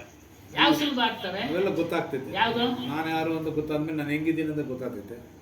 ಅದನ್ನ ತಿಳಿಸಕ್ಕೆ ಹೇಳ್ತಾರೆ. ನೀನ್ ಯಾರು ಅಂದ್ರೆ ನಿನ್ನ ಆತ್ಮ ಸ್ವರೂಪನು, ಸತ್ಯನಾಮ ಸ್ವರೂಪನು. ದೇಹಕ್ಕೂ ದೇಹ ನೀನಲ್ಲ, ದೇಹ ನಿನಗೂ ಇಲ್ಲವೂ ಇಲ್ಲ. ಅರ್ಥ ಆಯ್ತಾ? ಅದನ್ನ ತಿಳ್ಕೊಳ್ಳಿ ಅಂತಾನೆ ಹೇಳ್ತಾರೆ. ಅದನ್ನ ತಿಳ್ಕೊಳ್ಳೋ ಸತ್ಸಂಗನೇ ಇದು. ಆರ್ಡಿನರಿ ರಾಮಕೃಷ್ಣನ ಕತೆ ನಾವಿಲ್ಲಿ ಹೇಳ್ತಾ ಇಲ್ಲ, 10 ವರ್ಷದಿಂದ ಅವರು ಅದನ್ನ ಮಾಡ್ತಾ ಇಲ್ಲ. ಸ್ವರೂಪದ ಚಿಂತನೆಯ ಕೆಲಸಗಳನ್ನ ಇಲ್ಲಿ ನಡೆಸ್ತಾ ಇದ್ದಾರೆ. ಆ ಒಂದು ಸ್ಥಿತಿಗೆ ಹೋಗ್ಬೇಕಾದ್ರೆ ಏನೇನು ಸಾಧನೆಗಳನ್ನು ಮಾಡಬೇಕು ಅಂತೇಳಿ ಇಲ್ಲಿ ತಿಳಿಸ್ತಾ ಇದ್ದಾರೆ. ಯಾವ ರೀತಿ ನೀನು ಜೀವನ ಮಾಡಬೇಕು ಅಂತೇಳಿ ತಿಳಿಸ್ತಾ ಇದ್ದಾರೆ. ಆ ಸಾಧನೆಗೆ ಹೋಗ್ಬೇಕು, ಆ ಒಂದು ಸ್ಥಿತಿಗೆ ಹೋಗ್ಬೇಕಾದ್ರೆ ಹುಟ್ಟೋದು ಸಾಯೋದು ಸಾಮಾನ್ಯರು. ನಾವು ಅಸಾಮಾನ್ಯರಾಗಕ್ಕೆ ಪ್ರಯತ್ನ ಪಡೋಣ. ನಾವು ಸಾಮಾನ್ಯರಾಗಕ್ಕಲ್ಲ ಇಲ್ಲಿ ಬಂದು ಸೇರ್ತಾ ಇರೋದು. ಸಾಮಾನ್ಯರಾಗಿದ್ರೆ ಅಲ್ಲೇ ಇದ್ಬಿಡ್ತಾ ಇದ್ವಿ, ಆಚೆ ಕಡೆನೇ ಇದ್ಬಿಡ್ತಾ ಇದ್ವಿ. ಅಸಾಮಾನ್ಯರಾಗಕ್ಕೆ ಅಂದ್ರೆ ಹುಟ್ಟು ಸಾವಳ ಬಂಧನವನ್ನ ತಪ್ಪಿಸ್ಕೊಳ್ಳಕ್ಕೆ ನಾವಿಲ್ಲಿ ಸತ್ಸಂಗವನ್ನ ಮಾಡ್ತಾ ಇದ್ದೀವಿ. ಸತ್ಸಂಗವನ್ನ ನಡೆಸ್ತಾ ಇದ್ದಾರೆ, ಗುರುಗಳನ್ನ ಕರೆಸ್ತಾ ಇದ್ದಾರೆ, ನಮ್ಗೆ ತಿಳಿಸ್ತಾ ಇದ್ದಾರೆ, ನೀವು ಇಂಥ ಸ್ವರೂಪನು ಅನೇಕ ಮಹಾತ್ಮರ ಉದಾಹರಣೆಗಳನ್ನ ಕೊಡ್ತಾರೆ. ರಮಣ ಮಹರ್ಷಿಗಳ ಉದಾಹರಣೆ, ಬುದ್ಧನ ಉದಾಹರಣೆ, ಮಹಾವೀರನ ಉದಾಹರಣೆ, ಎಲ್ಲ ರೀತಿಯ ಮಹಾತ್ಮರ ಉದಾಹರಣೆಗಳನ್ನು ಕೊಡ್ತಾರೆ. ಬುದ್ಧನು ಯಾಕೆ ಬಿಟ್ಟು ಹೋಗ್ಬಿಟ್ಟ ರಾಜ್ಯವನ್ನ? ಎಂದೂ ಕಾಣದಂತ ಒಂದು ಶವವನ್ನ ಕಂಡ, ಒಬ್ಬ ವೃದ್ಧನನ್ನ ಕಂಡ, ಒಬ್ಬ ರೋಗಿಯನ್ನ ಕಂಡ. ಕೇಳ್ದ ಸಾರಥಿಗೆ, ಯಾಕೆ ಇದೆಲ್ಲ ಆಗತ್ತೆ ಅಂತ. ಮನುಷ್ಯ ಅಂತ ಹುಟ್ಟಿದ ಮೇಲೆ ಇದೆಲ್ಲ ಸರ್ವೇ ಸಾಮಾನ್ಯ ಅಂದ ಸಾರಥಿ. ಏನೋ ಸಾಯೋದು ಸಾಮಾನ್ಯ, ರೋಗ ಇರೋದು ಸಾಮಾನ್ಯ, ಇವೆಲ್ಲ ಸಾಮಾನ್ಯ. ತಕ್ಷಣಕ್ಕೆ ಜ್ಞಾನೋದಯ ಆಗೋಯ್ತು. ನಾವು ಇದಕ್ಕೆ ಮೂಲ ಕಂಡುಹಿಡಿಬೇಕು ಅಂತೇಳಿ ಅವತ್ತು ರಾತ್ರಿನೇ ಮನೆ ಬಿಟ್ಟ, ಸತ್ಯ ತಿಳಿಬೇಕು ಅಂತ. ಅದಕ್ಕೆ ಅವನು ಸತ್ಯವನ್ನ ತಿಳಿದ, ಅದಕ್ಕೆ ಅವನು ಆಸೆಯನ್ನ ಬಿಡಿ ಅಂತ ಹೇಳ್ದ, ಅದಕ್ಕೆ ಅವನು ಹೇಳ್ದ ಪ್ರಾಣಿ ಹಿಂಸೆ ಮಾಡಬೇಡಿ ಅಂತ ಹೇಳ್ದ. ಅನೇಕ ಮಾರ್ಗಗಳನ್ನು ತಿಳಿಸ್ತಾ ಅದೇ ರೀತಿಯಾಗಿ ಕಬೀರ್ ಸಾಹೇಬರು ಸಹ ಪ್ರಾಣಿ ಹಿಂಸೆ ಮಾಡಬೇಡಿ. ಲಾಸ್ಟ್ನ ಬುದ್ಧ ಇನ್ನೊಂದು ಹೇಳ್ತಾನೆ, ಏನ್ ಹೇಳ್ತಾನೆ? ಸಂಗಮ್ ಶರಣಂ ಗಚ್ಚಾಮಿನು ಅಂತಾನೆ. ಸಂಘ ಮಾಡೋ, ಸಂಘದ ಸಂಘ ಮಾಡೋ ಹೇಳ್ತಾರಲ್ಲ. ಸಂಘ ಅಂದ್ರೆ ಸಮಾಜ. ಯಾವ ಸಮಾಜ ಮಾಡ್ತಾರೆ? ಸತ್ಸಂಗನೇ. ಅದು ಹೇಳ್ತಾರೆ. ಸತ್ಸಂಗ ಸಮಾಜಗಳಿಗೆ ಇರೋದು, ಸತ್ಸಂಗ ಬೇರೆ ಕಡೆಯಿಂದ ಬರ್ತಾ ಇಲ್ಲ. ಸಮಾಜದಾಗ ಎರಡೂ ಇರ್ತದೆ, ಒಳ್ಳೇದು ಇರ್ತದೆ, ಕೆಟ್ಟದ್ದು ಇರ್ತದೆ. ಅದನ್ನು ಹೇಳ್ತಾರೆ. ಸಮಾಜದ ವ್ಯಕ್ತಿನೇ ಅಲ್ಲ, ನೀವು ಹೇಳ್ತಾ ಇದೀನಿ, ಅದನ್ನ ಹೇಳ್ತಾ ಇದೀನಿ. ತೀರ್ಥಯಾತ್ರೆಗೆ ಫಲ 1, ಸಾಧು ಸಂಘಕ್ಕೆ 4, ಸದ್ಗುರು ಸಂಘಕ್ಕೆ ಅನೇಕ ಫಲ. ಇದೆಲ್ಲ ಸಂಘನೇ ಸ್ವಾಮಿ. ಸಂಘಂ ಶರಣಂ ಗಚ್ಚಾಮಿ. ಸಂಘಕ್ಕೆ ನೀನು ಶರಣ ಆಗುವಂತ. ಸಂಘಕ್ಕೆ ಶರಣ ಆಗುವಂತ. ಯಾವ ಸಂಘಕ್ಕೆ ಆಗ್ತೀರಾ? ದುರ್ಜನರ ಸಂಘಕ್ಕೆ ಶರಣ ಆಗ್ತೀರಾ ನೀವು? ಒಟ್ಟು ಸಂಘದಲ್ಲಿ ನೀನು ಬಿಡುಗಡೆ ಆಗ್ಬೇಕಾದ್ರೆ, ನಾವು ಬಿಡುಗಡೆ ಆಗ್ಬೇಕಾದ್ರೆ ಸಂತರ ಸಂಘ ಮಾಡು, ಸದ್ಗುರುಗಳ ಸಂಘ ಮಾಡು. ನೀನ್ ಯಾವ್ಯಾವ ಸಂಘಂ ಶರಣಂ ಗಚ್ಚಾಮಿ ಅಂದ್ರೆ ಯಾವ್ದೋ ಸಂಘ ಮಾಡಿದ್ರೆ ಮತ್ತೆ ಹುಡ್ತಾ ಇರ್ತೀಯ, ಸಾಯ್ತಾ ಇರ್ತೀಯ. ಅದಕ್ಕೆ ಸಂಘಗಳು ಬೇರೆ ಇದಾವೆ. ಜೈಸಾ ಸಂಘ ವೈಸಾ ರಂಗ್.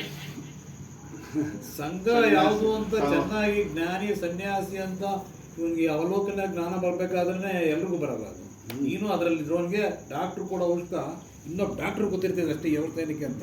ಜನಸಾಮಾನ್ಯನಿಗೆ ಏನು ಗೊತ್ತಿರ್ತದೆ ಏನು ಔಷಧ ಅಂತ. ಜ್ಞಾನಿನೂ ಅಲ್ಲ ಅಂತ ಗೊತ್ತಾಗಬೇಕಾದ್ರೆ ನಿನ್ನಲ್ಲೂ ಆ ವಾಸನೆ ಇರಬೇಕು. ಅವಾಗೇ ಅದನ್ನ ಹುಡ್ಕೊಂಡು ಹೋಗಕ್ಕಾಗೋದು. ನೀನು ಎಲ್ಲರೂ ಸುಮ್ಮನೆ ಬೋರ್ಡ್ ಹಾಕೊಂಡು ಕೂತಿರೋನೆಲ್ಲ ಹೋಗಕ್ಕಾಗಲ್ಲ. ಅವನು ಸಂಘ ಸಂಘ ಅಂತ ನಿನ್ನಲ್ಲೂ ಜ್ಞಾನ ಸ್ವಲ್ಪ ಮಟ್ಟಿಗೆ ಇರಬೇಕು. ಅವನು ಗುರುತಿಸ್ತಾನೆ, ಅವನಿಗೂ ವಾಸನೆ ಇರಬೇಕು, ಅವನಿಗೂ ಆಲೋಚನೆ ಇರಬೇಕು, ಅವನಿಗೂ ಆಸಕ್ತಿ, ಆ ಜ್ಞಾನ ಅರ್ಜನೆ ಮಾಡುವ ಶಕ್ತಿಯಾರು ಸ್ವಲ್ಪ ಇರಬೇಕು. ಸಂಸ್ಕಾರದ ಫಲ, ಪ್ರಾರಬ್ಧ ಕರ್ಮ ಇರುತ್ತೆ. ಪ್ರಾರಬ್ಧ ಕರ್ಮಾನುಸಾರ ಬಂದೇ ಬರುತ್ತೆ. ವಿದ್ಯಾರ್ಥಿ ಸೇರಿಸ್ತಾರೆ, ಏನು ಗೊತ್ತಿರಲ್ಲ ಅವನಿಗೆ, ಸಣ್ಣ ಮಗು ABCD ಕಲ್ಸಲ್ವೇ? ಏನ್ ಸ್ವಾಮಿ, ಅವನ್ನ ಡಾಕ್ಟರ್ ಮಾಡಲ್ವೇ ಶಿಕ್ಷಕರು? ಹಂಗೇನೆ ಇದ್ರ ಸಂಘ ಮಾಡ್ತಾ ಇದ್ರೆ ನೀವು ಇದರಲ್ಲಿಯೂ ಕೂಡ PhD ಮಾಡ್ಬೋದು. ಅಂದ್ರೆ ನಿಮ್ಮ ಸ್ವರೂಪವನ್ನ ತಿಳಿಬಹುದು, ಅಲ್ಲಿ ನಿಲ್ಲಬಹುದು. ಅದಕ್ಕೆ ಸದ್ಗುರುಗಳ ಸಂಘ ಮಾಡಿ, ಸಾಧು ಸಂಘ ಮಾಡಿ. ಹಾಗಂತೇಳಿ ಸಾಮಾಜಿಕ ಸಂಘ ಬಿಟ್ಬಿಡಕ್ಕಾಗತ್ತಾ? ಪರಿವಾರದ ಸಂಘ ಅದು ಬೇಕು, ವ್ಯವಹಾರಕ್ಕೆ ಬೇಕದು. ಅದಕ್ಕೂ ಇದಕ್ಕೂ ನಾವು ಹೋಲಿಕೆ ಮಾಡಬಾರ್ದು. ಅದೇ ಬೇರೆ, ಇದೇ ಬೇರೆ. ನಿಮ್ಮ ಮನೆ ಎಷ್ಟು ದೂರ ಆಯ್ತು ಸುಮ್ಮನೆ? ನಮ್ದು ಇಲ್ಲಿ 4 ಕಿಲೋಮೀಟರ್. 4 ಕಿಲೋಮೀಟರ್ದಿಂದ ನೀವು ಇಲ್ಲಿಗೆ ಬರ್ತಾ ಇದ್ದೀರಾ. ಆದ್ರೆ ನಿಮ್ಗೆ ಸ್ವಲ್ಪ ಜ್ಞಾನ ಸ್ವಲ್ಪ ಗೊತ್ತಿರೋದಕ್ಕೆ ಇಲ್ಲಿ ಪಕ್ಕದ ಮನೆಯವರು ಬರ್ತಾ ಇಲ್ಲ, ಅವ್ರಿಗೆ ಆ ಜ್ಞಾನ ಗೊತ್ತಿಲ್ಲ, ಬರೋದು ಇಲ್ಲ. ಪಕ್ಕದ ಮನೆ ಮನೆಯವರಾಗ್ಲಿ, ಪಕ್ಕದ ಮನೆಯವರಾಗ್ಲಿ, ಎದುರು ಮನೆಯವರಾಗ್ಲಿ, ಇಲ್ಲಿ ಹತ್ರದಾಗಿರೋರು ಬರ್ತಾ ಇಲ್ಲ. ಆದ್ರೆ ನೀವು 4 ಕಿಲೋಮೀಟರ್ ದೂರದಿಂದ ಬರ್ತಾ ಇದ್ದೀರಿ. ಅದ್ರದ್ದೊಂದು ಸ್ವಲ್ಪ ಜ್ಞಾನ, ಒಂದು ವಿಚಾರ, ಒಂದು ಒಳ್ಳೇದು ವ್ಯವಹಾರ ಇಲ್ಲ ಇಲ್ಲಿ. ಫಸ್ಟ್ ಪಾಯಿಂಟ್ ವ್ಯವಹಾರ ಇಲ್ಲ ಇಲ್ಲಿ. ಏನೋ ಒಂದು ತತ್ವ ಕಾನ್ಸೆಪ್ಟ್, ಏನೋ ಒಂದು ವಿಚಾರ, ಏನೋ ಸ್ವಲ್ಪ ಅರ್ಗೆ ಜಮಾ ಮಾಡ್ಕೊಂಡು ನಾವು. ನಿಮ್ಗೂ ತಿಳಿಬೇಕಾದ್ರೆ ನೀವು ಅಭ್ಯಾಸ ಮಾಡಿದ್ರಿ, ಅಕ್ಷರಾಭ್ಯಾಸ ಮಾಡಿದ್ವಿ ಅಲ್ವಾ? ಅಕ್ಷರಾಭ್ಯಾಸ ಮಾಡಿದ್ಮೇಲೆ ಅದಕ್ಕೆ ಸಂಬಂಧಪಟ್ಟಂತ ಪುಸ್ತಕಗಳನ್ನ ಓದಿದ್ರೆ ಅದಕ್ಕೆ ನಿಮ್ಗೆ ಅದರಲ್ಲಿ ತುಂಬಿದೆ. ಅದು ತುಂಬೋದಕ್ಕೆ ಕಾರಣ ಅಂದ್ರೆ ನಿಮ್ಮ ಸಂಸ್ಕಾರ, ನಿಮ್ಮ ಪ್ರಾರಬ್ಧ. ಸಂಸ್ಕಾರ ಅಂದ್ರೆ ನೀವು ಮಾಡಿರ್ತಕ್ಕಂಥ ಹಿಂದೆ ಕೆಲಸಗಳು ನಿಮಗೆ ಬಂದು ಸೇರ್ಕೊಂಡಿದೆ, ಅದನ್ನ ನಡೆಸ್ಕೊಂಡ್ ಬರ್ತಾ ಇದೆ. ಆಗ್ಲೇ ಹೇಳಿದ್ವಲ್ಲ, ಯಾಕೆ ದೇವ್ರು ಸೃಷ್ಟಿ ಮಾಡಿದ್ರೆ ಅವ್ರನ್ನ ಮೂರ್ಖ, ಇವ್ರನ್ನ ವಿದ್ಯಾರ್ಥನ ಮಾಡಿದ್ರು? ಇಲ್ಲ, ಅದು ನಾವೇ ಹೊಣೆ. ಇಲ್ಲಿ ಬರೋದಕ್ಕೆ ಒಂದು ಹೇಳ್ಬಿಡ್ತೀನಿ, ಒಂದು ವಚನ ಹೇಳ್ಬಿಟ್ಟು ಮುಗಿಸ್ಬಿಡ್ತೀನಿ. ಧರಣಿಯೊಳು ನಿಷ್ಕಾಮದಿಂ ಪುರಹರನ ದಶಶತಕೋಟಿ ಜನ್ಮದಿಂ ಪರಮ ಭಕ್ತಿಯೊಳು ಭಜಿಸಿದ ಬಹು ಪುಣ್ಯ ಫಲಮುಳ್ಳ ನರರೇಗಲ್ಲದೆ ತನ್ನ ನಿಜವನರೇಬೇಕೆಂಬ ವಿವೇಕವು ಪರಮ ಪಾಪಿಷ್ಠರಿಗೆ ಜನಿಸದು ಕೇಳೆಂದ. ಏನಂದ್ರೆ ಧರಣಿ ಅಂದ್ರೆ ಏನು? ಭೂಮಿ. ನಿಷ್ಕಾಮ ಅಂದ್ರೆ ಫಲಾಪೇಕ್ಷೆ ಇಲ್ಲದೆ. ದಿಂ ಪುರಹರನ ನಾವು ಕಲ್ಪನೆ ಮಾಡಿರ್ತಕ್ಕಂಥ ದೇವಿ ದೇವತಾದಿಗಳು. ನಾನು ರಾಮನ ಪೂಜೆ ಮಾಡ್ತೀವಿ, ಇನ್ನೊಬ್ರು ಈಶ್ವರನ ಪೂಜೆ ಮಾಡ್ತಾರೆ, ಇನ್ನೊಬ್ರು ಕಾಳಿನ ಪೂಜೆ ಮಾಡ್ತಾರೆ. ಪುರಹರನ ದಶಶತಕೋಟಿ ಜನ್ಮದಿಂ. ದಶ ಅಂದ್ರೆ 10, ಶತ ಅಂದ್ರೆ 100. 100 ಕೋಟಿ ಜನ್ಮದಲ್ಲಿ ನಿಷ್ಕಾಮದಿಂದ ಪರಮ ಭಕ್ತಿಯೊಳು ಪವಿತ್ರವಾದ ಭಕ್ತಿಯಿಂದ ಭಜಿಸಿರ್ತಕ್ಕಂಥ ವ್ಯಕ್ತಿಗೆ ಅಂತ ಒಂದು ಪುಣ್ಯವನ್ನ ಮಾಡತಕ್ಕಂಥ ವ್ಯಕ್ತಿಗೆ ತನ್ನ ನಿಜವನ್ನು ಅರಿಯಬೇಕೆಂಬ ವಿವೇಕ ಅಂದ್ರೆ ತನ್ನನ್ನ ತಾನು ತಿಳಿಬೇಕು. ನಿಜ ಅದೇ ಆ ವಿವೇಕ ಅಂದ್ರೆ ಜ್ಞಾನ. ಆ ಜ್ಞಾನವನ್ನ ಉಂಟಾಗುತ್ತೆ. ಏನು? ನಿಷ್ಕಾಮದಿಂದ ಪೂಜೆ ಮಾಡ್ದ. ಇವನ್ ಮಾಡಿರ್ತಕ್ಕಂಥ ಪೂಜೆ ಫಲ ಅಲ್ಲಿ ತೆಗೆದುಕೊಳ್ಳೋರು ಯಾರು ಇಲ್ಲ, ವಾಪಸ್ ಇವನಿಗೆ ಬಂತು. ಅದೇ ಸಂಸ್ಕಾರ. ಅವನು ಪೂಜೆ ಮಾಡಿದ್ದೇ ಸಂಸ್ಕಾರ. ಆ ಸಂಸ್ಕಾರದಿಂದಾಗಿ ಅವನು ತನ್ನನ್ನ ತಾನು ತಿಳಿಬೇಕು ಎಂಬ ನಿಯಮ ವಿವೇಕ ಬಂತು. ಏನಪ್ಪ ನನ್ನನ್ನು ನಾನು ತಿಳಿಬೇಕು. ಯಾವುದೋ ಒಂದು ಶಬ್ದ ಬೀಳುತ್ತೆ ಕಿವಿಗೆ, ಆತ್ಮ ಅನ್ನೋ ಶಬ್ದ, ಅದನ್ನ ಆತ್ಮವನ್ನ ತಿಳಿರಿ ಅಂತ. ನೀವು ಹೆಂಗೆ ಶಬ್ದ ಕೇಳಿ ಬರ್ತಾ ಇದ್ದೀರೋ ಹಾಗೆ ಬೀಳುತ್ತೆ. ಅದು ಸಂಸ್ಕಾರದ ಫಲ.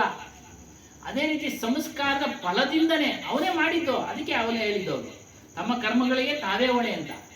ಅವನು ಮಾಡಿದ್ದ ಸಂಸ್ಕಾರದಿಂದಾಗಿ ಅವನು ಇಂಥ ಒಂದು ಸ್ಥಳಕ್ಕೆ ಬರ್ತಾನೆ. ಆ ಸಂಸ್ಕಾರ ಎಲ್ಲರೂ ಸಕಾಮ ಕರ್ಮ ಮಾಡಿದ್ರು, ಹುಡ್ತಾ ಇದ್ದಾರೆ, ಸಾಯ್ತಾ ಇದ್ದಾರೆ. ನಾವೆಲ್ಲರೂ ನಿಷ್ಕಾಮ ಕರ್ಮ ಮಾಡಿದ್ದೀವಿ, ಬಂದು ಇಲ್ಲಿ ಅಧ್ಯಯನ ಮಾಡ್ತಾ ಇದ್ದೀವಿ, ಕೇಳ್ತಾ ಇದ್ದೀವಿ, ಹೇಳ್ತಾ ಇದ್ದೀವಿ, ಚರ್ಚೆ ಮಾಡ್ತಾ ಇದ್ದೀವಿ ಅಷ್ಟೇ. ಇನ್ನು ಮುಂದಿನದು ಸಾಧನೆ ನಾವು ಮಾಡಬೇಕು. ಮುಕ್ತಿ ಕಡೆ ತಿಳಿಸೋದು, ತಿಳ್ಕೊಳ್ಳೋದು ನಿಮ್ದು, ತಿಳಿಸೋದು ನಮ್ದು. ನಾವು ತಿಳ್ಕೊಳ್ಳೋದು ಇದೆ, ತಿಳ್ಕೊಳ್ತಾ ಇದೀವಿ. ಆದರೆ ಮುಂದಿನದು ಸಾಧನೆ. ಅದು ಅದೃಶ್ಯ ಬಂಧನ ಇದೆಯಲ್ಲ, ಅವುಗಳನ್ನ ತಿಳ್ಕೊಂಡು ಆ ಅದೃಶ್ಯ ಬಂಧನವನ್ನೆಲ್ಲ ನಾವು ಕಳ್ಕೊಂಡಾಗ ಮಾತ್ರ ನಮಗೆ ಮುಕ್ತಿ. ಮುಕ್ತಿ ಅಂದರೆ ಹುಟ್ಟು ಸಾವಳ ಬಂಧನದಿಂದ ಬಿಡುಗಡೆ. ಹಾಗಾಗಿ ಇಂಥ ವಿಚಾರವನ್ನು ಇಲ್ಲಿವರೆಗೂ ಹೇಳೋದಕ್ಕೆ ಅವಕಾಶ ಮಾಡಿ ಕೊಟ್ಟಂತ ನಿಮ್ಮೆಲ್ಲರಿಗೂ ಒಂದು ಸುತ್ತ ಇಂಥ ಅಪಾರವಾದ ಹುಟ್ಟು ಸಾವಳ ಬಂಧನ ಬಿಡುಗಡೆ ಆಗೋ ಮಾರ್ಗವನ್ನು ಸದ್ಗುರು ಕಬೀರ್ ಸಾಹೇಬರು ತಿಳಿಸಿಕೊಟ್ಟಿದ್ದಾರೆ. ಆ ಮಾರ್ಗದಲ್ಲಿ ಅನೇಕ ಮಹನೀಯರು ನಡೆದು ಬಂದಿದ್ದಾರೆ.